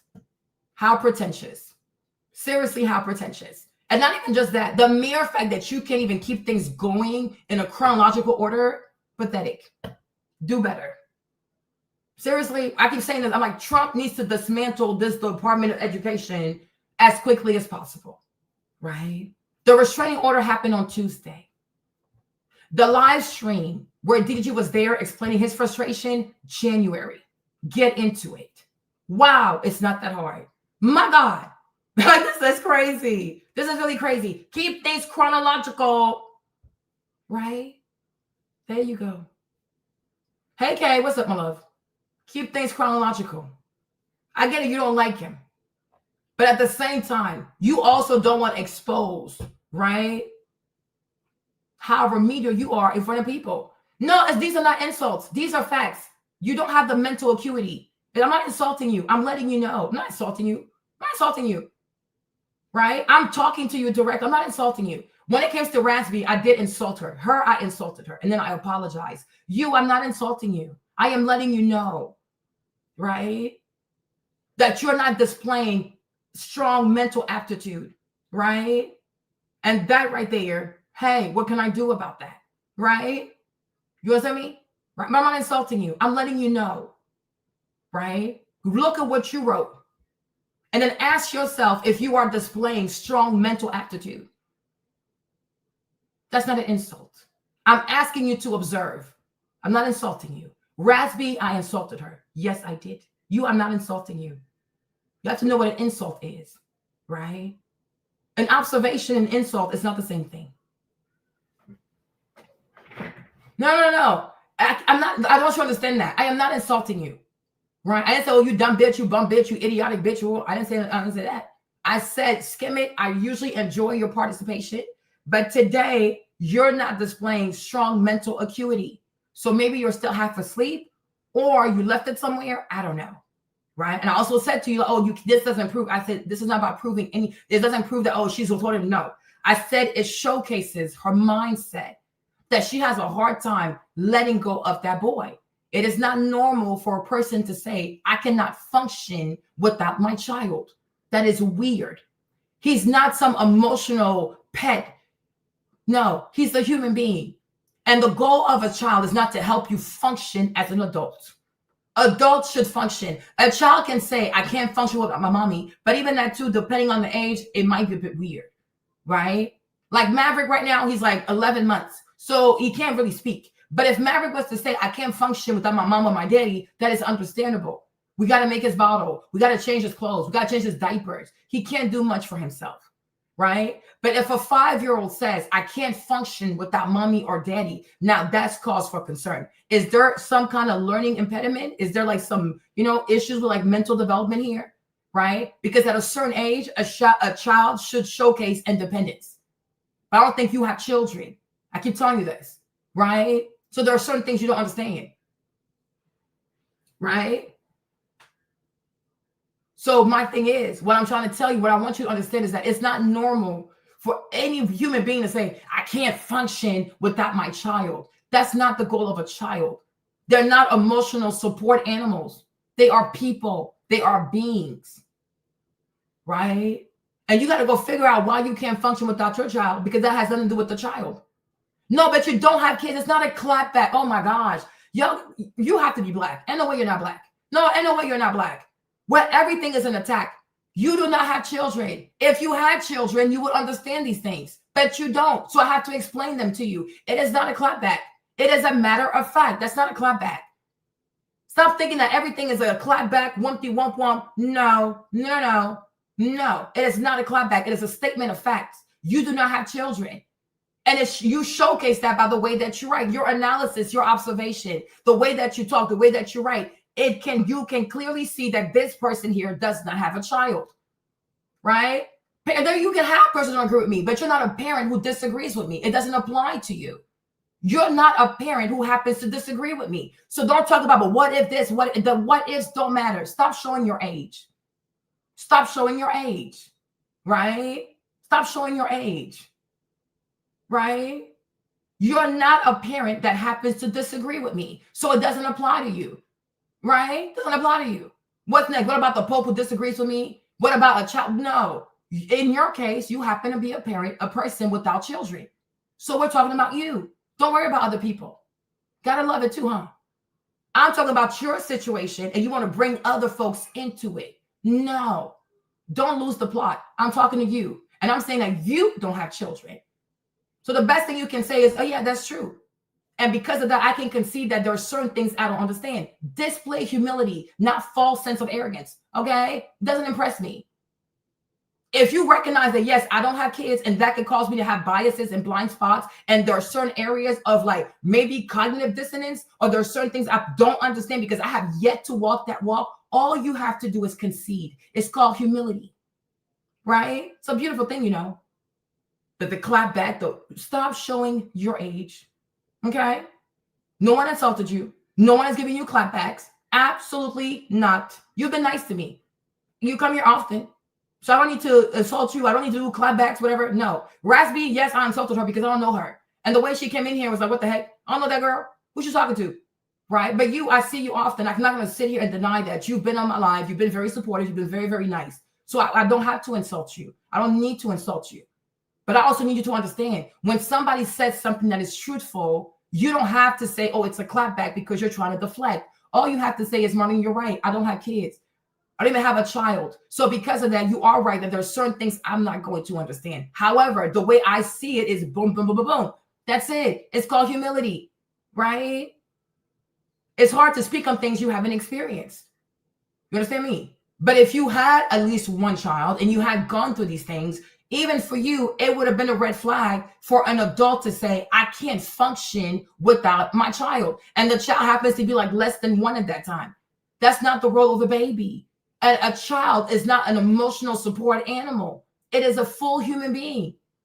And people should not have children because they're trying to fill some void and try to fill some whatever. No, that is a child. That is a person. It's a full-blown person. And one day they will grow up. They will go have their own lives. They will have to be independent from you. So what you going to do at that point? Tell them not to leave? Tell them not to go to college? Tell them not to get married? Because you can't see your life without your son? It is weird. And this is how young men start to have this Oedipus Rex complex, where they start having this weird infatuation or this weird sexual attraction to their mothers. And then later on, it makes it very, very difficult for them to be able to commit deeply in a vulnerable sense to a woman, because low-key, high-key, spiritually, they're married to their mothers. You don't want to say that to your son. Oh, son, I can't function without you. He is not your man. He is your son. He's not your man. Exactly, my love. That's all I was saying to you, right? But I will repeat, I will say this again. You have been on my life multiple times. You've been very nice to me. You have supported many of my life. I don't have any reason to insult you. So if you felt insulted, no, I am not insulting you. I appreciate you. You understand? But what I am saying is, like, right now, you don't want to display intellectual honesty. So what do you want me to do? What do you want me to do about it? And I also said, because you don't have a child, you don't understand. Because if you did, and the day that you do, and hopefully by God's grace, is going to be an amazing, glorious day. And you go through it, you're like, I see what Marlene meant, right? Even me too. I have 3 sons. Unless you let me say, oh, I can't function without Trey. I can't function without Stefan. They're going to be a bunch of weirdos. And then when they get to a certain age, they can't date. They want to have sex with people. They only date for 3 months. And then my mom, my son. Whoa, you're not my husband. Like, what the heck? I love my sons, but they're not my husbands. There are certain needs that I will never put that on them. It's not fair to them. I put that on Jimmy because he's my husband. You see? And this is why today, hopefully here you can be honest. No, you can also be honest here, my love, where you can say that we do see that we have young men today who have a hard time committing because honestly, they are married to their mothers. And many of these young men are young men raised by single moms. Because the mom is like, she's like, oh, I don't need no man. But low-key, high-key, when you see how she treats her son, he's her fucking man. So this young man, he's already in like he's already in a spiritual relationship. He's in a spiritual marriage with his mother. No woman can get through that. Nobody can. You even see situation where like if there's a wife, there's a mother-in-law, the mother-in-law will sit in the front seat. The wife gonna be in the back. My Lord. The dude that said, oh, but my mom said, but my mama said, but my mom said, but my mom said. You see this? Because she never learned to let go of this boy. So I'm like, that's what I'm trying to tell you. Like this thing with Halo, like Halo needs to go be with his freaking daddy. That these people don't look at the big picture. I already know how this right here, I know it's gonna turn out. Do you understand? And this becomes weird. So then when the boy gets to a certain age, he's not capable. He can have sex, he can date, but it's like go deep, like, oh yeah, I'm gonna be in love with this woman and rely on this woman and get my emotional needs. No, everything I'll call his mama. Is he gonna marry you? He's gonna go ask his mom. Is he gonna propose to you? He's gonna go ask his mom. Wedding date, he's gonna go ask his mom. What outfit does he need to wear? He's gonna go ask his mom. Because it's a polygamous relationship. It's polyamory. You're actually marrying him and his mother. They come as a package. You see? And that's why I'm very, very against women, especially single moms who say things like, oh, I don't need no man. I got my son. I don't need no man. But everything is my son. No, girl, you need a man. You need a man. Your son is not your man. And we see it today. And that's why people, oh, the dating pool is trash. Yeah, because a lot of these black mothers did a horrible job raising their sons and not teaching their sons to go, like, fuera, go. Leave me alone. You got to go. You see? And that's why I said, when Raspy said, that's why it's good when kids are growing up, you drop them off with family. They need to learn to function without you. And they also need to learn to adopt to different settings, right? Okay, we live in LA. But a lot of our family, they don't live like us. They don't have money like us. So you need to learn how to go there too and know how to live with people there too. You need to go how to go be there, live there, talk how they talk, hang how they hang, eat what they eat, and not think, oh, I'm from LA. I don't eat that. Oh, my mom has a Bentley. My daddy has a Rolls Royce. Ooh. No. This is why so many black children in LA are so fucked up. Because their asses should have been shipped back to Philly. Their asses should have been shipped to North Carolina somewhere, South Carolina, the back doors of freaking Georgia, somewhere in Texas, somewhere in Alabama, somewhere, okay? Many black people who have children in Hollywood, had they sent these kids back to the village, okay? I'm telling you, these kids would have turned out so differently, you know? Because sometimes it's good for your parents to send you in a different environment for you to appreciate what you have. Because LA also is so fake. I don't know if some of y'all been there. LA is so fake. It is so fake. Everything revolves around money. Everything revolves around bragging, money, bragging. So it's like, so a lot of people there, they're incredibly disillusioned. They're not even in touch with reality. So when you have black kids and you're raising your black kids in LA, you need to shift their asses back to family over the summers. It's gonna help them to wooz out like, hey, you know what? Okay. Before they start thinking, oh, I'm white or whatever, I don't see color, that weird stuff. And I think some people, I don't want to say their names though, but I think some people, had they done that with their children or their sons, some people might still be alive. Some children might not be so odd and stuff, you know?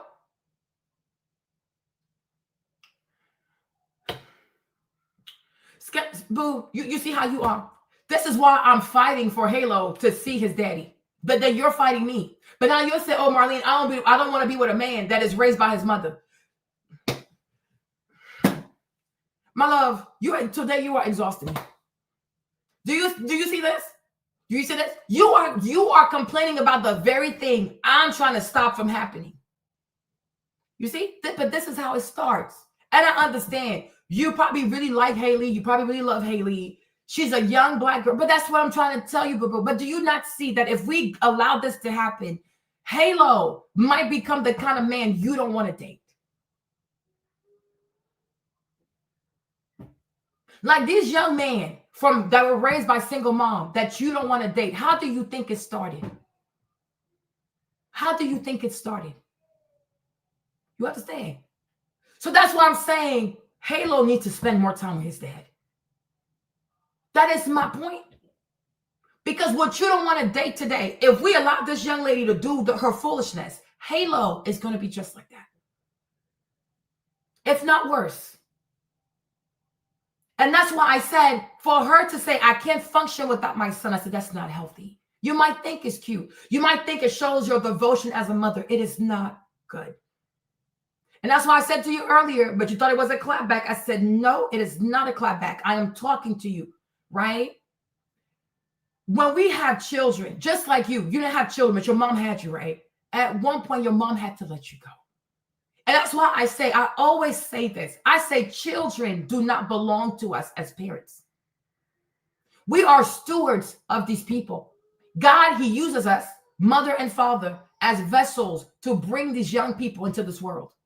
Our job is to raise these young people that they can be independent. They can be honest. They can have integrity. That they can also know how to build their own families. You see, I'm trying. Scam, what's your real name? Type your real name, because I don't want to. What's your real name? Type your real name. Well, you've known me long enough. Type your real name, because you know my real name. So type your first name, right? But I also believe that any parent of parents who does not raise a child to be able to be an adult that can have successful relations. I'm talking like sex, not even just like a marriage, right? Thank you, Brianna. B, listen to me, right? Listen to me. You need to really listen to me, okay? Because you know I love you, right? Listen to me carefully. We're not just supposed to raise our kids, make up your bed, do your room, do your homework, one, sure, whatever. That's the basic. But we have to teach our children to also have values, right? The fear of God, have integrity, don't do harm to other people. A human life is sacred. Don't kill people now. Don't be involved in killing people. Do not take what don't belong to you. And that includes somebody's husband or somebody's wife. They're already married. It don't belong to you. Don't touch it. You understand me? But another thing also that we have to do as parents, we have to prepare our children to one day be a wife, be a husband, right? We got to put those skill sets in them that they might find it a lot easier, not only to find the person, but to make it work. You see, a lot of people, they know the person. Even if they can't tell you like an actual name, but they have an idea of like, okay, I can see myself with this guy, or I can see myself with this girl, But the problem is they don't know how to come together and make it work. They can find each other.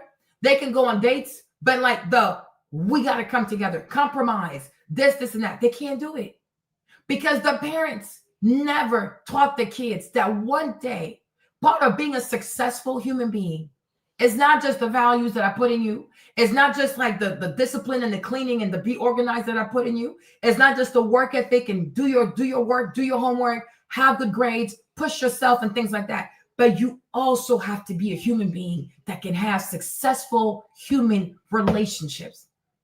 How many people do we know? They're super smart, but they can't get along with nobody. How do we know some people, they have a great personality, but they can't get along with nobody?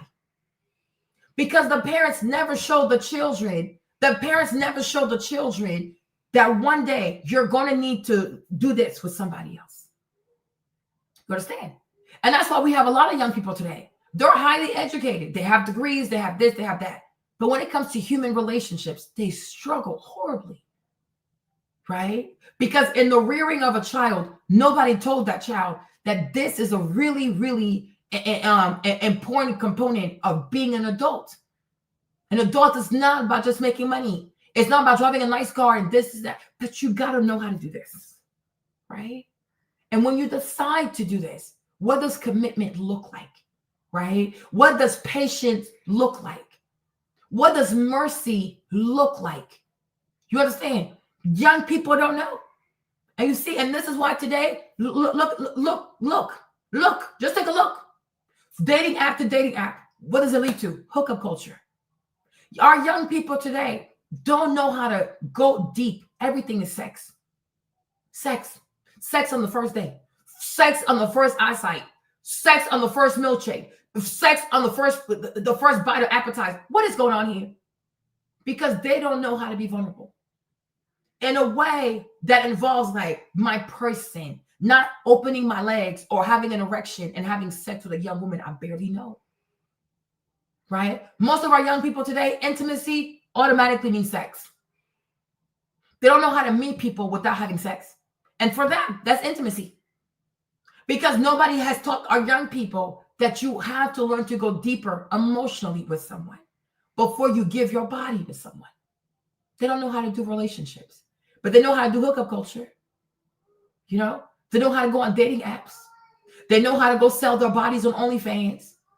You see, because we haven't raised children to grow up to understand the value of human relationships and the value of one day finding your person and realizing that in this life, it truly is a blessing. It's a miracle. It's a beautiful thing to find your person. And when you do, it's worth the fight. Things will happen, but we have to learn to calm down. And I also feel like today, too, one of the sad things that we have, because many young people, especially like Gen Z people stuff, they're raised by millennials. And I've come to realize that many of these millennials, they really ain't shit. Because millennials don't teach their children, I know you're mad, calm down, and understand that life, you don't just live life for today. It's you have your entire life ahead of you. So when you're mad and you're upset, don't just think about what you want to do right now because you're mad. But think about 5 years from now. Think about 10 years from now. If you entertain any of the things you have in your head right now, are you going to be proud of yourself 5 years from now? Are you going to be proud of yourself 10 years from now? Right? Because a lot of millennials, they give horrible advice to young people. Oh, you're upset? Indulge. Hey, Z, you're angry? Indulge.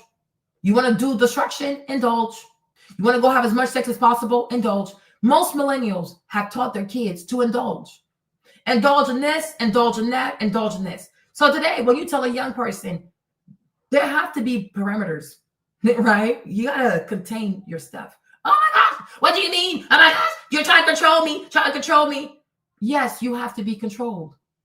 We all do. And what successful people do, they control themselves before needing anybody else to control them. We must control ourselves. Imagine if the ocean, the sea, did not control herself. We would all be drowning out here.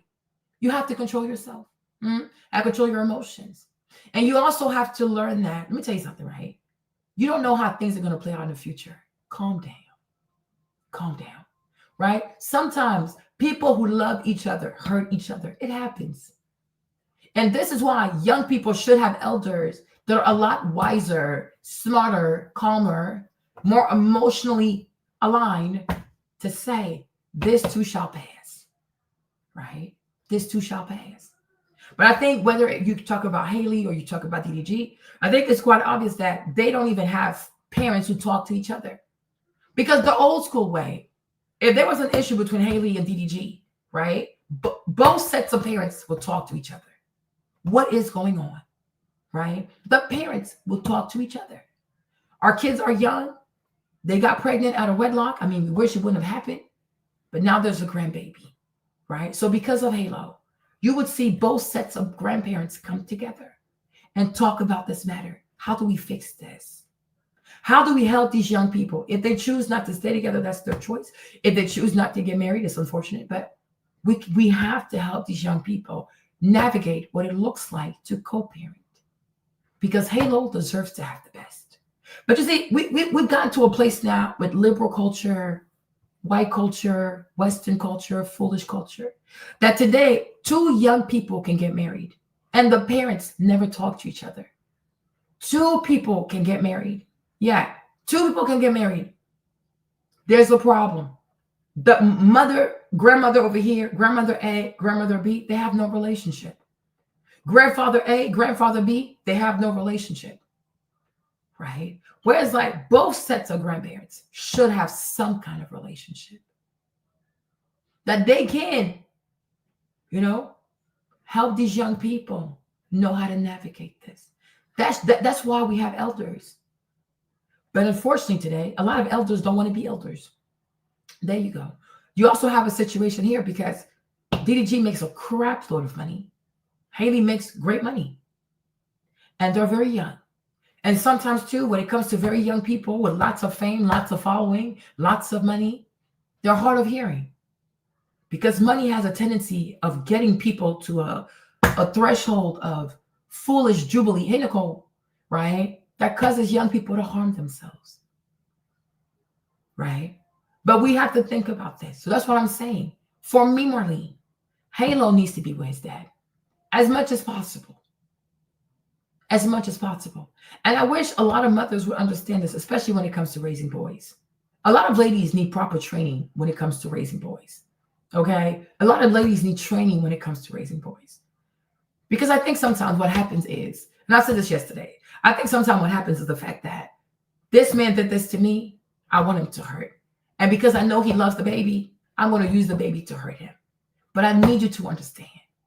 You're going to hurt your child just to hurt this person. I said the same thing about Cassie. I said, these DAs over there, y'all got to go in a little bit, huh? I can come back later. I said the same thing about Cassie and those DAs. Okay? I said, what they're doing to Cassie is awful. It's evil. Because you are exploiting Cassie. In order to hurt Diddy, look at what you're doing to Cassie. It's too much. She is exposing too much.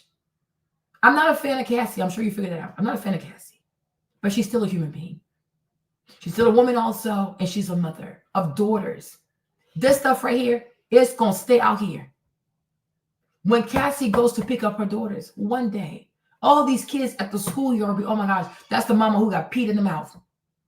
That's the mama who took Viagra. That's the, you know, how many kids are going to be mean to her children? How many parents might not even want their kids to go to her house and play with her kids? And I said the other day, I said, Cassie should have asked these goofy ass liberal white women, what is your real plan? What's your strategy on getting these convictions? Yesterday, I'm not sitting here, but I was on the bed. I'm watching Megyn Kelly. Sometimes, most time I can't stand her, but I watched her yesterday. For that goofy ass white woman to say that even herself, she doesn't see racketeering. She doesn't see the prostitution.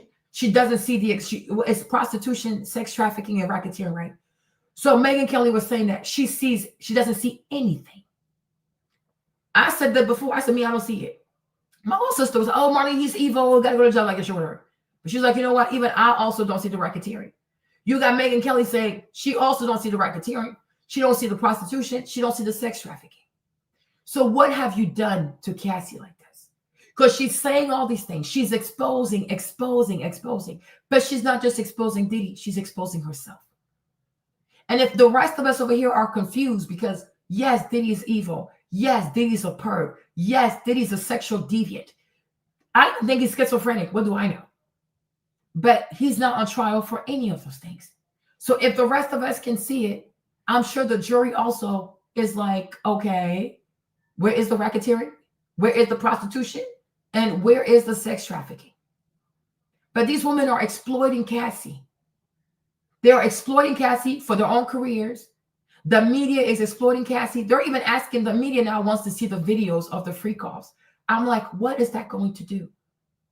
How will that help the case at all? Because now you're going to truly turn Cassie into a bona fide sex worker. Why would y'all? And Megyn Kelly was like, yeah, the judge is considering releasing tapes of the freak offs. And I'm like, but for what reason? For what reason? You understand? Everything you do, you got to really, I'm going to say it again. Everything you do in this life, no matter how you feel, no matter how badly you want to hurt someone, you need to truly understand the meaning of collateral damage. It's a real thing. Because when you set your sight on, I got to destroy this person, if you are successful, you will not just destroy that person, you will destroy other people. Okay? And that is, these people are called collateral damage. Do you want your son? Do you want your daughter to be collateral damage? This thing is some real shit. You understand? And to me, I will say this. Part of being a great mother, part of being an awesome mother, not just somebody who gives birth. Anybody can give birth. We see it from despicable people to good people. A lot of people get pregnant. You even have people who get pregnant, in my opinion, should not even have the ability to get pregnant. You have great people out here, mature, responsible, married with money, they're struggling to get pregnant. Then you'll see people out here who are evil to children. They close their eyes, they get pregnant. They sneeze, they get pregnant. They breathe, they get pregnant. That life ain't fair, is it? Right? You understand? But I do believe that part of being a great mother is not just doing what is good for you. Everything you have to do in this life is to say, what is the best interest of my child? That's number one. Number two, part of being a great mother also is understanding the meaning of sacrifice. I might not like this man right now. You might like him 5 years from now, right? But my son really loves his father. Now you got to ask yourself, is it fair for you to hold this baby away from his dad just because you don't like the dad? You're making your baby collateral damage. And I think also what I wish many Black women would understand is that children, babies, children, infants experience pediatric depression. Okay? They experience pediatric depression. Your baby can start to shut down. Because, babies can realize, oh, I used to see daddy once a week. You might think they don't, because people always underestimate how much children know, what they realize, what they notice, and what they grow accustomed to. You understand?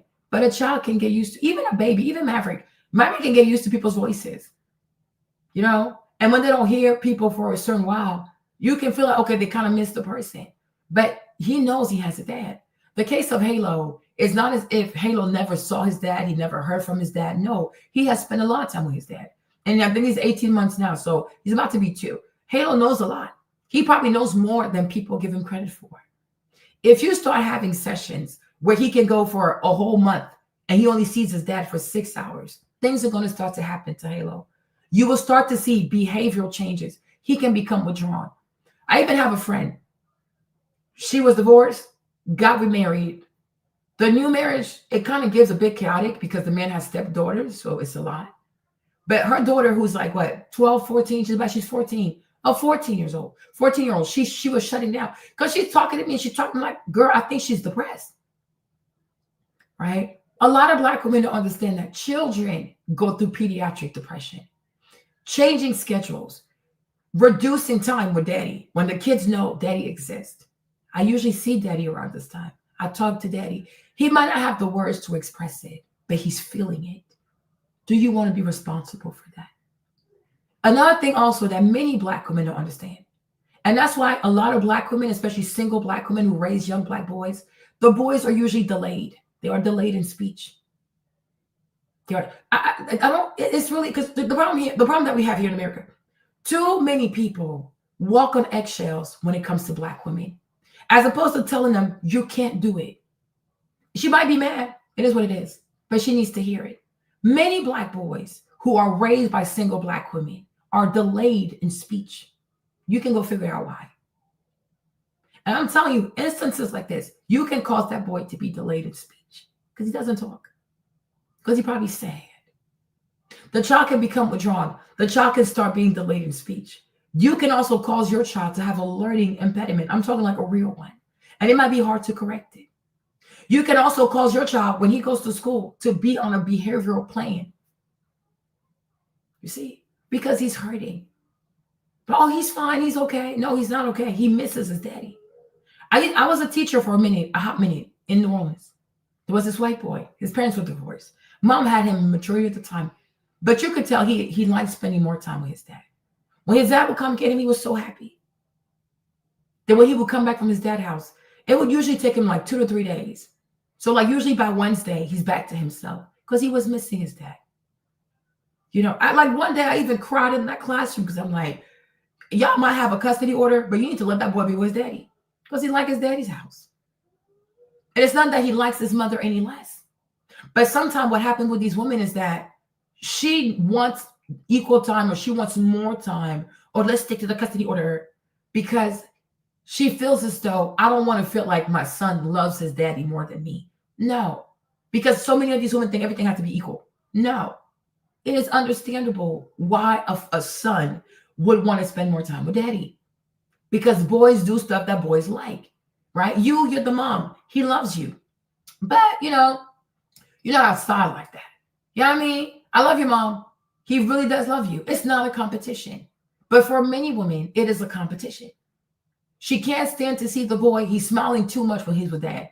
She can't stand that when he comes home, he keeps talking about his daddy. You even have mothers who have told their sons, you don't have permission to say your daddy's name in my house. What the fuck is this? What the fuck is this? So now it teaches you that I can't even express pride or happiness and things like that to my son, to my mom, because I can't even talk about my dad, but my dad is part of me. You can't do it. You can't say your dad's name around her. And she lets you know that this is not how it goes. Part of being a mother is understanding sacrifice, right? If that's what it takes to make your son happy, that's what it takes for your son to be a well-rounded human being. That's what it's going to take for your son to be happy in school. Do you want people to call you every day? Oh, he's not talking. Oh, he's strange. Oh, he stays to himself. Oh, he's attacking his friends. Oh, he grabbed the marker and tried to stab his friend in the eye. But oh, where is his dad? Where is his dad? Oh, well, his father now. His father. It is weird. It is truly bizarre. Raising children is a team sport. It's a lot of work. It truly is a lot of work. You know, I had a big sister too. She was doing this foolishness like here, right here, with her baby daddy, trying to hurt him, going to lawyers. And I said, big sis, you ain't got the money for this. Truly, I told her, you don't have the money for this. And I told her exactly what I'm telling you. And I said to her, if your son, let's say his name is Jonah. If Jonah ends up being a criminal, you gonna be okay with this? Because sometimes in life, you got to put numbers in front of people, right? You're a single Black mother raising a son around a bunch of interesting people, right? If your son becomes a criminal, are you going to be okay with that? If your son drops out of high school, are you going to be okay with that? If your son ends up in juvenile detention centers, are you going to be okay with that? You got to ask yourself. Because if punishing this man means so much to you that you are okay with your son being a statistic, then go ahead and do it. But I don't think you want that for him, do you? So my advice for you is to forgive this man and learn to work with this man. Because what matters more is that Jonah becomes a successful human being. You want your son to be successful. It doesn't matter what you had to concede and what you had to give up. No, what matters is the child being successful. You see, so many of these Black women here who fight for custody and fight for they do a horrible job. And most of these boys end up being criminals. They're like, oh, well, you know, that's what he chose to do. That's what they do. One time we saw this one video of this lady. She cried in court. Her son became a criminal. And she cried to the judge. She said to the judge, my son was doing well. Because he was living with family. I don't know if he was living with his dad or he was living with her mother, but he was not living in Texas. He was in school. He was doing well. He was joining, I think he was part of the ROTC. He wanted to join the army. No. That's my son. He needs to come with me. Wumpty wump wump. You think she had structure for him? You think she had activities for him? You think she had like male role models for him? Of course not. It was all about her ego. So the boy moves to Texas. They moved to like San Antonio. Come to find out, that place is full of gangs. That place is full of, I'm going to find the video. I got to go to the dentist. I will come back. And Brianna, you better be here. The Black boy, hey Val, the Black boy moved to San Antonio. You guys, the place is full of vatos. The place is full of MS-13. Okay, Trente de Agua. Okay? Poor Black boy. You're surrounded by a bunch of goofy ass Latinos. So guess what he did? He joined. You should have seen how she cried before the judge. She said, Judge, I did this. Like even the judge, it's a Black judge, you could tell she wanted to cry too. She was like, my son was in school, honor roll student, ROTC. He wanted to join the military. He told me, Mommy, I want to go in the military. She said, no, you have to come be with me. You're my son, one, because she felt like the family because he was starting to like that family more. We saw the same thing with Keisha Cole and Neffy, right? Because you see, you know how Keisha Cole has a sister, Neffy, right? Her older sister. Keisha went to live with a different family. They were married. It's another Black family. They're married. I forgot how they're related to Auntie Frankie, but may she rest in peace. But they took Keisha and they raised Keisha, right? They raised Keisha. You see how Keisha turned out? You see how Neffy turned out? But it got to a point, Miss Frankie got jealous. She got jealous. Started fighting the family. Oh, you think you're better than me. Oh, you think my daughter is your daughter. Wumpty wump wump. Because she started getting jealous because of how much Keisha loved that family. And she kept Neffy with her. If you know anything about Neffy, Keisha's older sister, you see how she turned out. You have no structure for her. You don't have a steady home for her. You're on drugs. Why do you want to keep this child? Why do you want to keep this child? Like, part of being a mother is understanding sacrifice. You see, in the Bible, for example, you have the story of Moses. Pharaoh said he's going to kill all these babies. So babies started to get murdered. What did Moses' mother do? She could have kept that baby with him. She could have tried to run. I don't know. She put the baby in a basket, let the baby go in the river, and she trusted God. So Moses ends up with the daughter of Pharaoh. He was raised in the house of Pharaoh, right? We have the story of the two mothers in front of King Solomon. They were fighting over a baby. One lady said, that's my baby. The other lady said, no, that's my baby. She said, okay, we're going to cut the baby in half. One mother said, okay, cool, do that. The other mother said, if that's the case, let her have the baby. Because I'd rather be without my child than to have half of a piece of a dead child. And at that moment, King Solomon said, she must be the real mother. Because what mother would want her child to be cut in half? Right? And before I leave, I'm going to come back. Before I leave, my thing is, what mother would want her child without his father? What kind of person would do that? Right? The same way, if you realize that you yourself, you can't function without him. If you have a good heart, you would also say, wow, I wonder how he functions without him too. Because Halo, even me, Marlene, I can't even function without seeing Halo. Like, people have lots of shorts about Halo on YouTube. Do you know how many videos I see of this boy every single day? Even I, Marlene, I got to have my daily dose of Halo and Rumi. And I'm not even their parent. I'm not even related to these people. But Halo is so freaking cute. He's so stinking cute. So I can only imagine anybody who got to spend time with Halo and you have to go months or weeks without seeing him. You would miss him so much. Because from what I see on YouTube, he is so freaking cute. He's so sweet. He's such a sweetheart. What a beautiful baby. Right? What a beautiful baby. So even Marlene, I'm a complete stranger all the way in Virginia. When I see his YouTube shorts, I just melt. He is so stinking cute. He's so beautiful. Really beautiful. Right? But I could only imagine if the only time you can see your son is, oh, the videos that you have of him, the pictures that you have of him, or whatever she decides to post on social media. Well, you're not a threat to that boy, not a threat to his safety. You don't deny the child. I don't think there's anything he would not give that child. He even took the baby to Kaisenet. He left there with like $50,000 or $100,000 worth of gifts. And for her, she even said in this video, she's like, oh, he's a great dad. So why are we doing this? Because you're upset. And women have to be very careful of their slanderous accusations simply because they're upset. There are things you say, they stick to people. There are things you say also, it shows people what you're capable of. You know, when I was younger, Brianna, my dad told me a thing. My dad said, Marlene, you don't really know a person until you get into an argument with the person. I was like, what the heck? What do you mean? Why do I have to fight somebody to know a person? But when I got older, I understood exactly what he meant.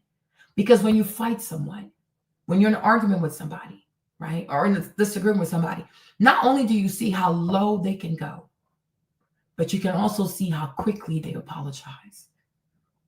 A lot of people can be fake out here, you know. But you have a disagreement or you have an agreement with somebody, right? Then you'll know who that person truly is. Because a lot of people are polite. Many people are polite, just being fake. Get into an argument and see what's truly inside of that person. See what they say to you when they're upset. And not just that, see how quickly they apologize, right? But if a person says something really, really hurtful, but yet y'all thought y'all was friends, oh, that's my sis, that's my bestie, that's my friend, whatever, and you guys get into an argument, and the person goes really, really low, and the person is not quick to say, oh, wow, you know, I went too far.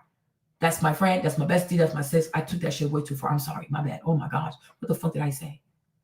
Then you'll know. Because when you really matter to someone and they really love you, even if they took that shit too far, they're going to be quick to say sorry because you mean a lot to them. And when you mean something to someone, they will apologize because they don't want to lose you. When you see people who struggle with giving an apology, They don't give a fuck about you. Therefore, don't care, but they don't give a fuck how you feel, right? My thing here is this, and I will say it again. I'll come back. I gotta go do. Hopefully, I don't know if I can talk. Maybe I might be able to talk, but if I can't talk, I'll come back. But I'll come back tomorrow, right? You know what I mean?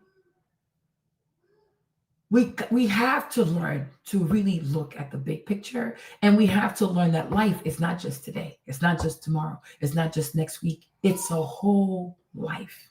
It's a whole life. And I will repeat this. Relationships, sometimes they don't work out.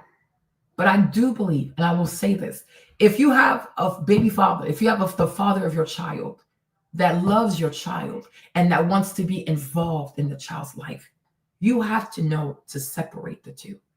Separate your personal feelings from what your child actually needs, okay? Because even in that too, to me, Marlene, it is still a blessing to have a man that cares about his child, even though the relationship is gone. You have a lot of people, as soon as the girl gets pregnant, they're gone. Famus, disappear. You will never see them again. You will never hear from them again. They're completely gone. You have other people too. If I don't like her anymore, her and the kids, fuck the kids. Fuck her and those kids. Let her figure that out. I don't care. You have men out here like that. Once there's a pregnancy, you will never see him again. They exist. They exist. Because they're like, oh, I told you not to get pregnant. I told you I want a child. I told you to have an abortion. You didn't want to listen to me. So you're on your own. Figure that shit out. Boom, gone. You will never hear from these people. Right? So to me, the ideal would be, oh, we get married, we stay together. Cool. But even that too. You have some dads too, because I know some people. You have some dads too. When there's a divorce, for example, they're done with the kids. So sometimes also marriage does not guarantee that this man is going to care about the children. Because I have seen divorces where after the divorce, the man is gone. He is gone. I've even heard of stories like they're going through a divorce, they have children, and the man stops paying the mortgage. Because it's not just that he wants to be gone. He wants this lady and her children to be out in the streets. Then he gets remarried, gets a new house, gets a new wife, right? Like they're evil people like that.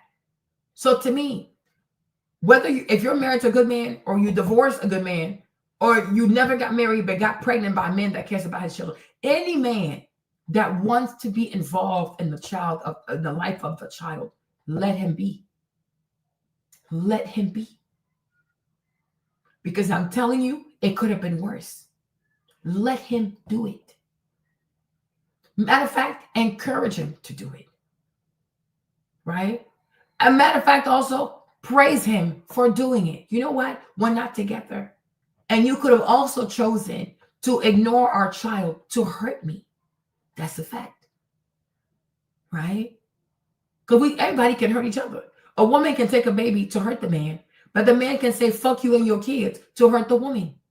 And act like he never met her. And act like he don't care about the baby. We have seen this. I don't know, you were not here at that time. But long ago, if I can come back, if I come back tomorrow, I'll make a note.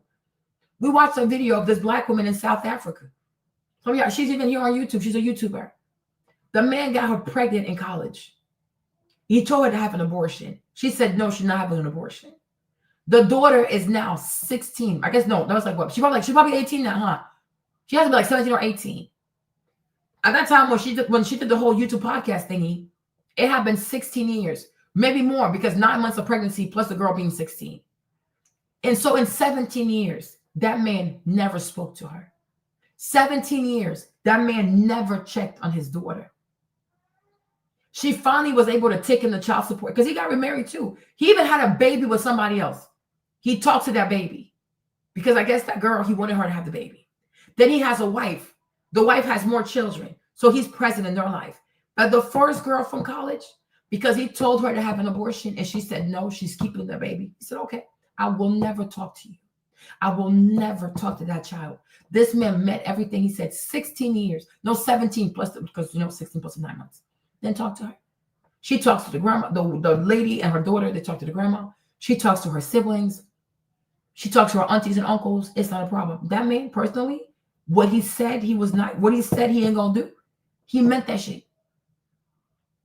He doesn't talk. She has tried everything. Get under his skin, call his wife, get on Facebook, go to the press, don't matter. 16, she takes him to court. I think the most she got in custody court, like in the child support stuff in South Africa, she got like 50 rand, which is like $35, something very menial. I'm like, you fought this man for 16 years, so him to acknowledge your baby, and all you get is $35 a month? My Lord. Okay? There are men out here who will never talk to you. They will never check on that child because they want to hurt you. Because they told you not to keep this baby. Y'all, it's real out here. There are men also, when they're done with you, fuck you and fuck your kids. And you see that so often. Oh, yes. Kevin, you remember her. You've seen it. I will replay it. They will never see you. You see, and this is even why, in many, like, for a lot of, like, African women, but I'll speak on West African women, right? They will stay married to a horrible man. Abuse, you name it. The mother stays. Because she knows this man is evil. If I leave, he will stop paying for my children's school fees. If I leave, he's going to stop taking care of my kids. And I told you earlier, big part of being a mother is sacrifice. And yes, that's part of that too. So you have so many women who put up with a horrible man just to make sure at least my daughter has to finish high school. At least he has to pay for my daughter to go to France or America or Canada to go to college, right? These women will stay in these marriages, endure so much fuckery because she wants to make sure he pays for her daughter's college or her son's college, because she knows if you leave this man, now, well, you're gone, take care of your kids, figure out how you're going to pay for this, because he's looking for a reason not to pay. Okay? Meanwhile, I have stories out here. So I will say this. When you have a father who wants to be involved, who takes pleasure in being involved, who likes spending money on his son, who will buy his son everything and anything he wants, you got to still consider that a blessing. And you still have to be grateful for that. Yes, you wish he would love you too and things like that. But in all honesty, you and the baby are not a package deal in the sense that he doesn't need to be romantically involved with you, kiss the ground you walk on, and worship you.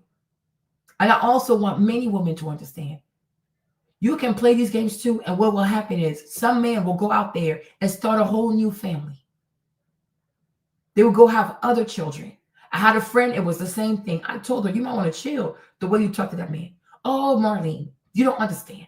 I have his only daughter. I'm like, what does that even mean? You have his only daughter for now. He can have more children. She thought it was a game. I told her, friend, you might want to chill. But you see, these women don't listen. Black women don't listen. And what happened? That's exactly what happened. She said, oh, Marlene, I miss him. Oh, Marlene, he doesn't call her. Marlene, oh, shut up. I try to tell you this bullshit was going to unfold. We even went to a restaurant. And I was telling her that too. The girl said to her, you need to listen to Marlene. What Marlene is telling you, it's not just about you, it's about the kids. But these women don't listen. It's about them. And they'll tell you, oh, I'm being a good mother. No, you're not. Because a good mother puts her children's needs before her own pettiness. You're being petty. I'm not going to say her name. One day I was sitting here. She going to send me this long-ass text message. Marlene, I want to apologize to you because you were right. You see, I said, it's okay. But it would have been nicer if you had listened to me 10 years ago. And what was so hurtful, like, do I tell you her, we were like this, hours talking. And when I was talking to her thing, she made it seem like, oh, you're siding with him. That they're so immature. I'm like, I'm siding with who? I am siding with you. I want you to win. I want you, and most importantly, I want your daughter to win. See, me, I'm the kind of person, if I'm friends with you and you have kids, I will always look at your children like these are my nieces and nephews. What I would do for Trey, for Stefan, for Maverick, I will do the same for your kids. I will never give you advice that I can't give to myself. Me, I've been outside. Even as a young West African girl, the things I have seen, some of y'all need to study West African marriages. These women go through fire. Like when Nigerians say shit, like it's real. Like that thing is fire. You're like, what the heck? I have seen things, y'all. Then I came to America. I've seen more things. And I think that part of being a woman, you got to see all of that. And it has to help you grow in your wisdom. Like, I got to be wise. because it's a long thing. Even me, Marlene, when I got married, it was not easy. It was not like me, Marlene. I have ways. I have plenty of reasons to be bitter. I have plenty of reasons to be bitter. But I thank God in everything, God always told me, Marlene, calm down. This thing right here, this battle, you're going to win this. This war, you're going to win this. One time my mom even called me. She's like, my daughter, you're so brave. How in the world? And I told her, I said, Mom, because my mom's a Virgo too. She, I told y'all. But I told her, I said, Mommy, the biggest battles in your life are fought in silence. And the day a lot of women understand that, they're going to start winning out here. The biggest battles in your life are fought in silence. Me, Marlene, I've been through some shit out here, y'all. But I didn't talk about it. You just trust God. Because all you people and your goofiness, it's going to work out in my favor. It's going to work out in my favor. I've been through some bullshit. Like, I'm like, if I was to sit here and tell you what I've been through, it's ridiculous out here, man. Bunch of bullshit. It's like some bullshit. Okay? But we thank God for Jesus, though, because one thing you learn, the biggest battles in your life are the ones that you fight in silence. God's going to have your back. God is going to have your back. People rush to do this and that because first of all, they don't believe in God. So they want to take matters to their own hands. You're going to do more damage than you're actually going to do good. You're going to do more damage than you're going to do. When you decide to take matters to your own hands, and you move like this, you're not going to win. And also, when you go to court as well, you have to swear on the Bible. People need to fear God. People need to fear God. When you go to court, you have to swear on the Bible. And when you stand before God, especially when it pertains to like things like custody or whatever, even before God, you have to make sure your heart is pure. You have to make sure your heart is clean because God watches. Yeah, I'm about to leave. It's across the street. God watches over kids. God watches over children. Angels, they watch over kids. When you start fighting for custody, I'm telling you this, do the right thing by God. What you're asking for, make sure that even God will be, okay, that's a fair ask. Be fair. Be fair. Because that's how we also know that you have righteousness on the inside of you. You need to be fair. You got to be truthful. You got to have integrity. And you have to be fair. A child of God, you always seek fairness. Don't ask for more than what you deserve. Ask exactly for what you deserve. And then like leave in the hands of God. But when you say, oh, I want sole custody, he can only have 6 hours. It has to be supervised, okay? No, seriously, you need to make sure that even before God himself will say, yeah, I agree with you. Because if you don't, the shame that will be your portion, you have no idea. Do the right thing. Even when people are not treating you right, hey, for me, you need to do the right thing. But one day, the day your son grows up, because I'm saying like these kids out here, they have access to everything. One day, Halo, he will be on the internet. One day, Halo will be on social media. One day, Halo can go to the courthouse and he can look at all these documents. You don't want Halo to say, Mommy, you never told me this. Mommy, why did you do this? Our children are our greatest judges. And when your kids take you down from that pedestal because they start to see you funny, it's really hard to rebuild that relationship. Okay? It is really, really hard. When your children put you high up on a pedestal, make sure your kids can, for the most part, be proud of you. But one day, that boy's going to ask you, why did you do this? What were your reasons for doing this? We saw Kirk Franklin at 55 sit his grown-ass mother down with her grown-ass sister and question, why did you deny me my father? Y'all saw, some of y'all probably here, but some of y'all do remember, right? When the video played, it said that Kirk Franklin had not spoken to his mother in 23 years. 23 years. So you're doing this now, but what about tomorrow?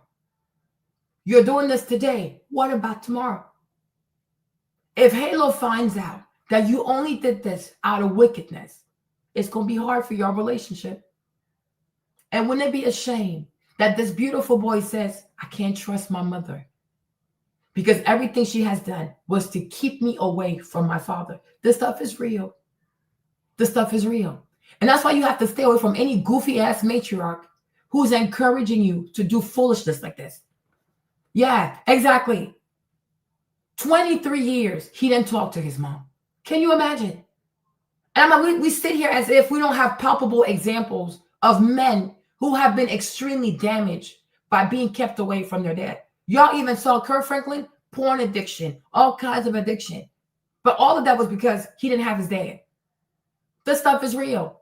This stuff is really real. So that's why I would think that in 2025, all of us will understand the dangers of young Black men growing up in America without a father in their life, especially if the father's not dead, he's not in prison, and he wants to raise a son. Like, the future is glaring at us. God has given us so many examples. Why do we keep repeating the same mistakes? Because we're in our feelings.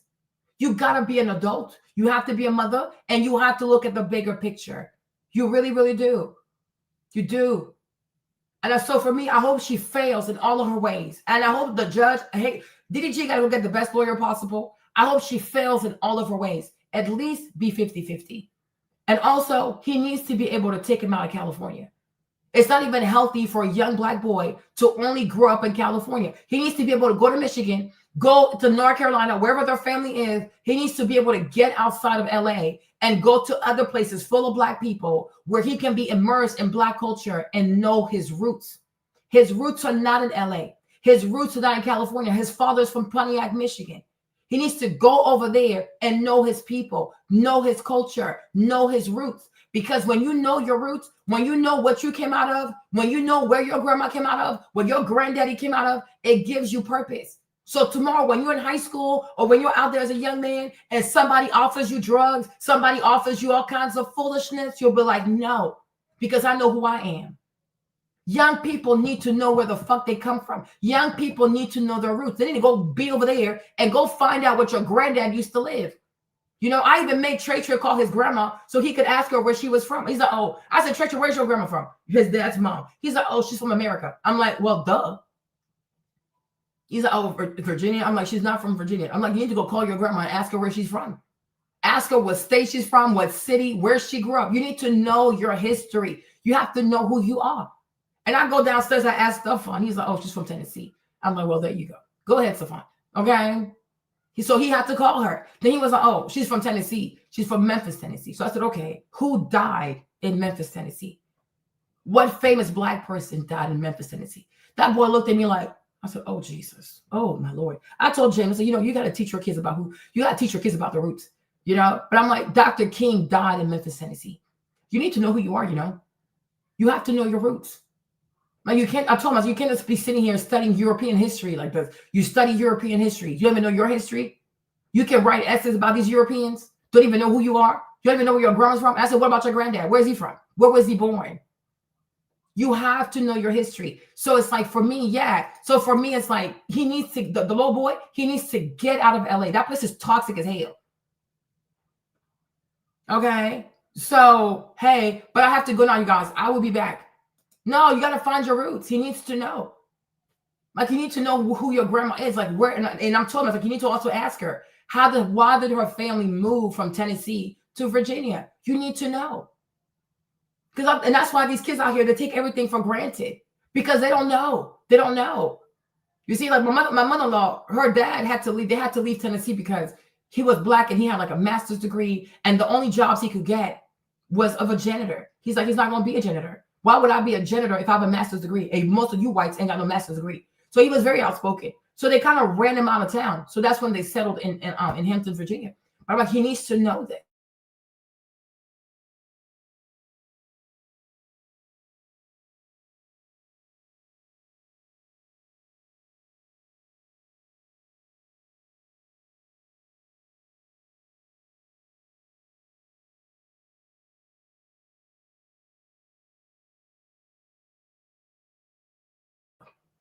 Okay, but I love you guys. I will be right. I'll be back. Hopefully, if I can talk, I'll be back. If I cannot talk, I won't be back. But I will be back. Okay, love y'all. Pray for me. Oh, I don't want to go to the dentist. Oh, okay, love y'all. I'll be back. Okay, Haley, stop your foolishness. She got to go. Bye, you guys. Love you.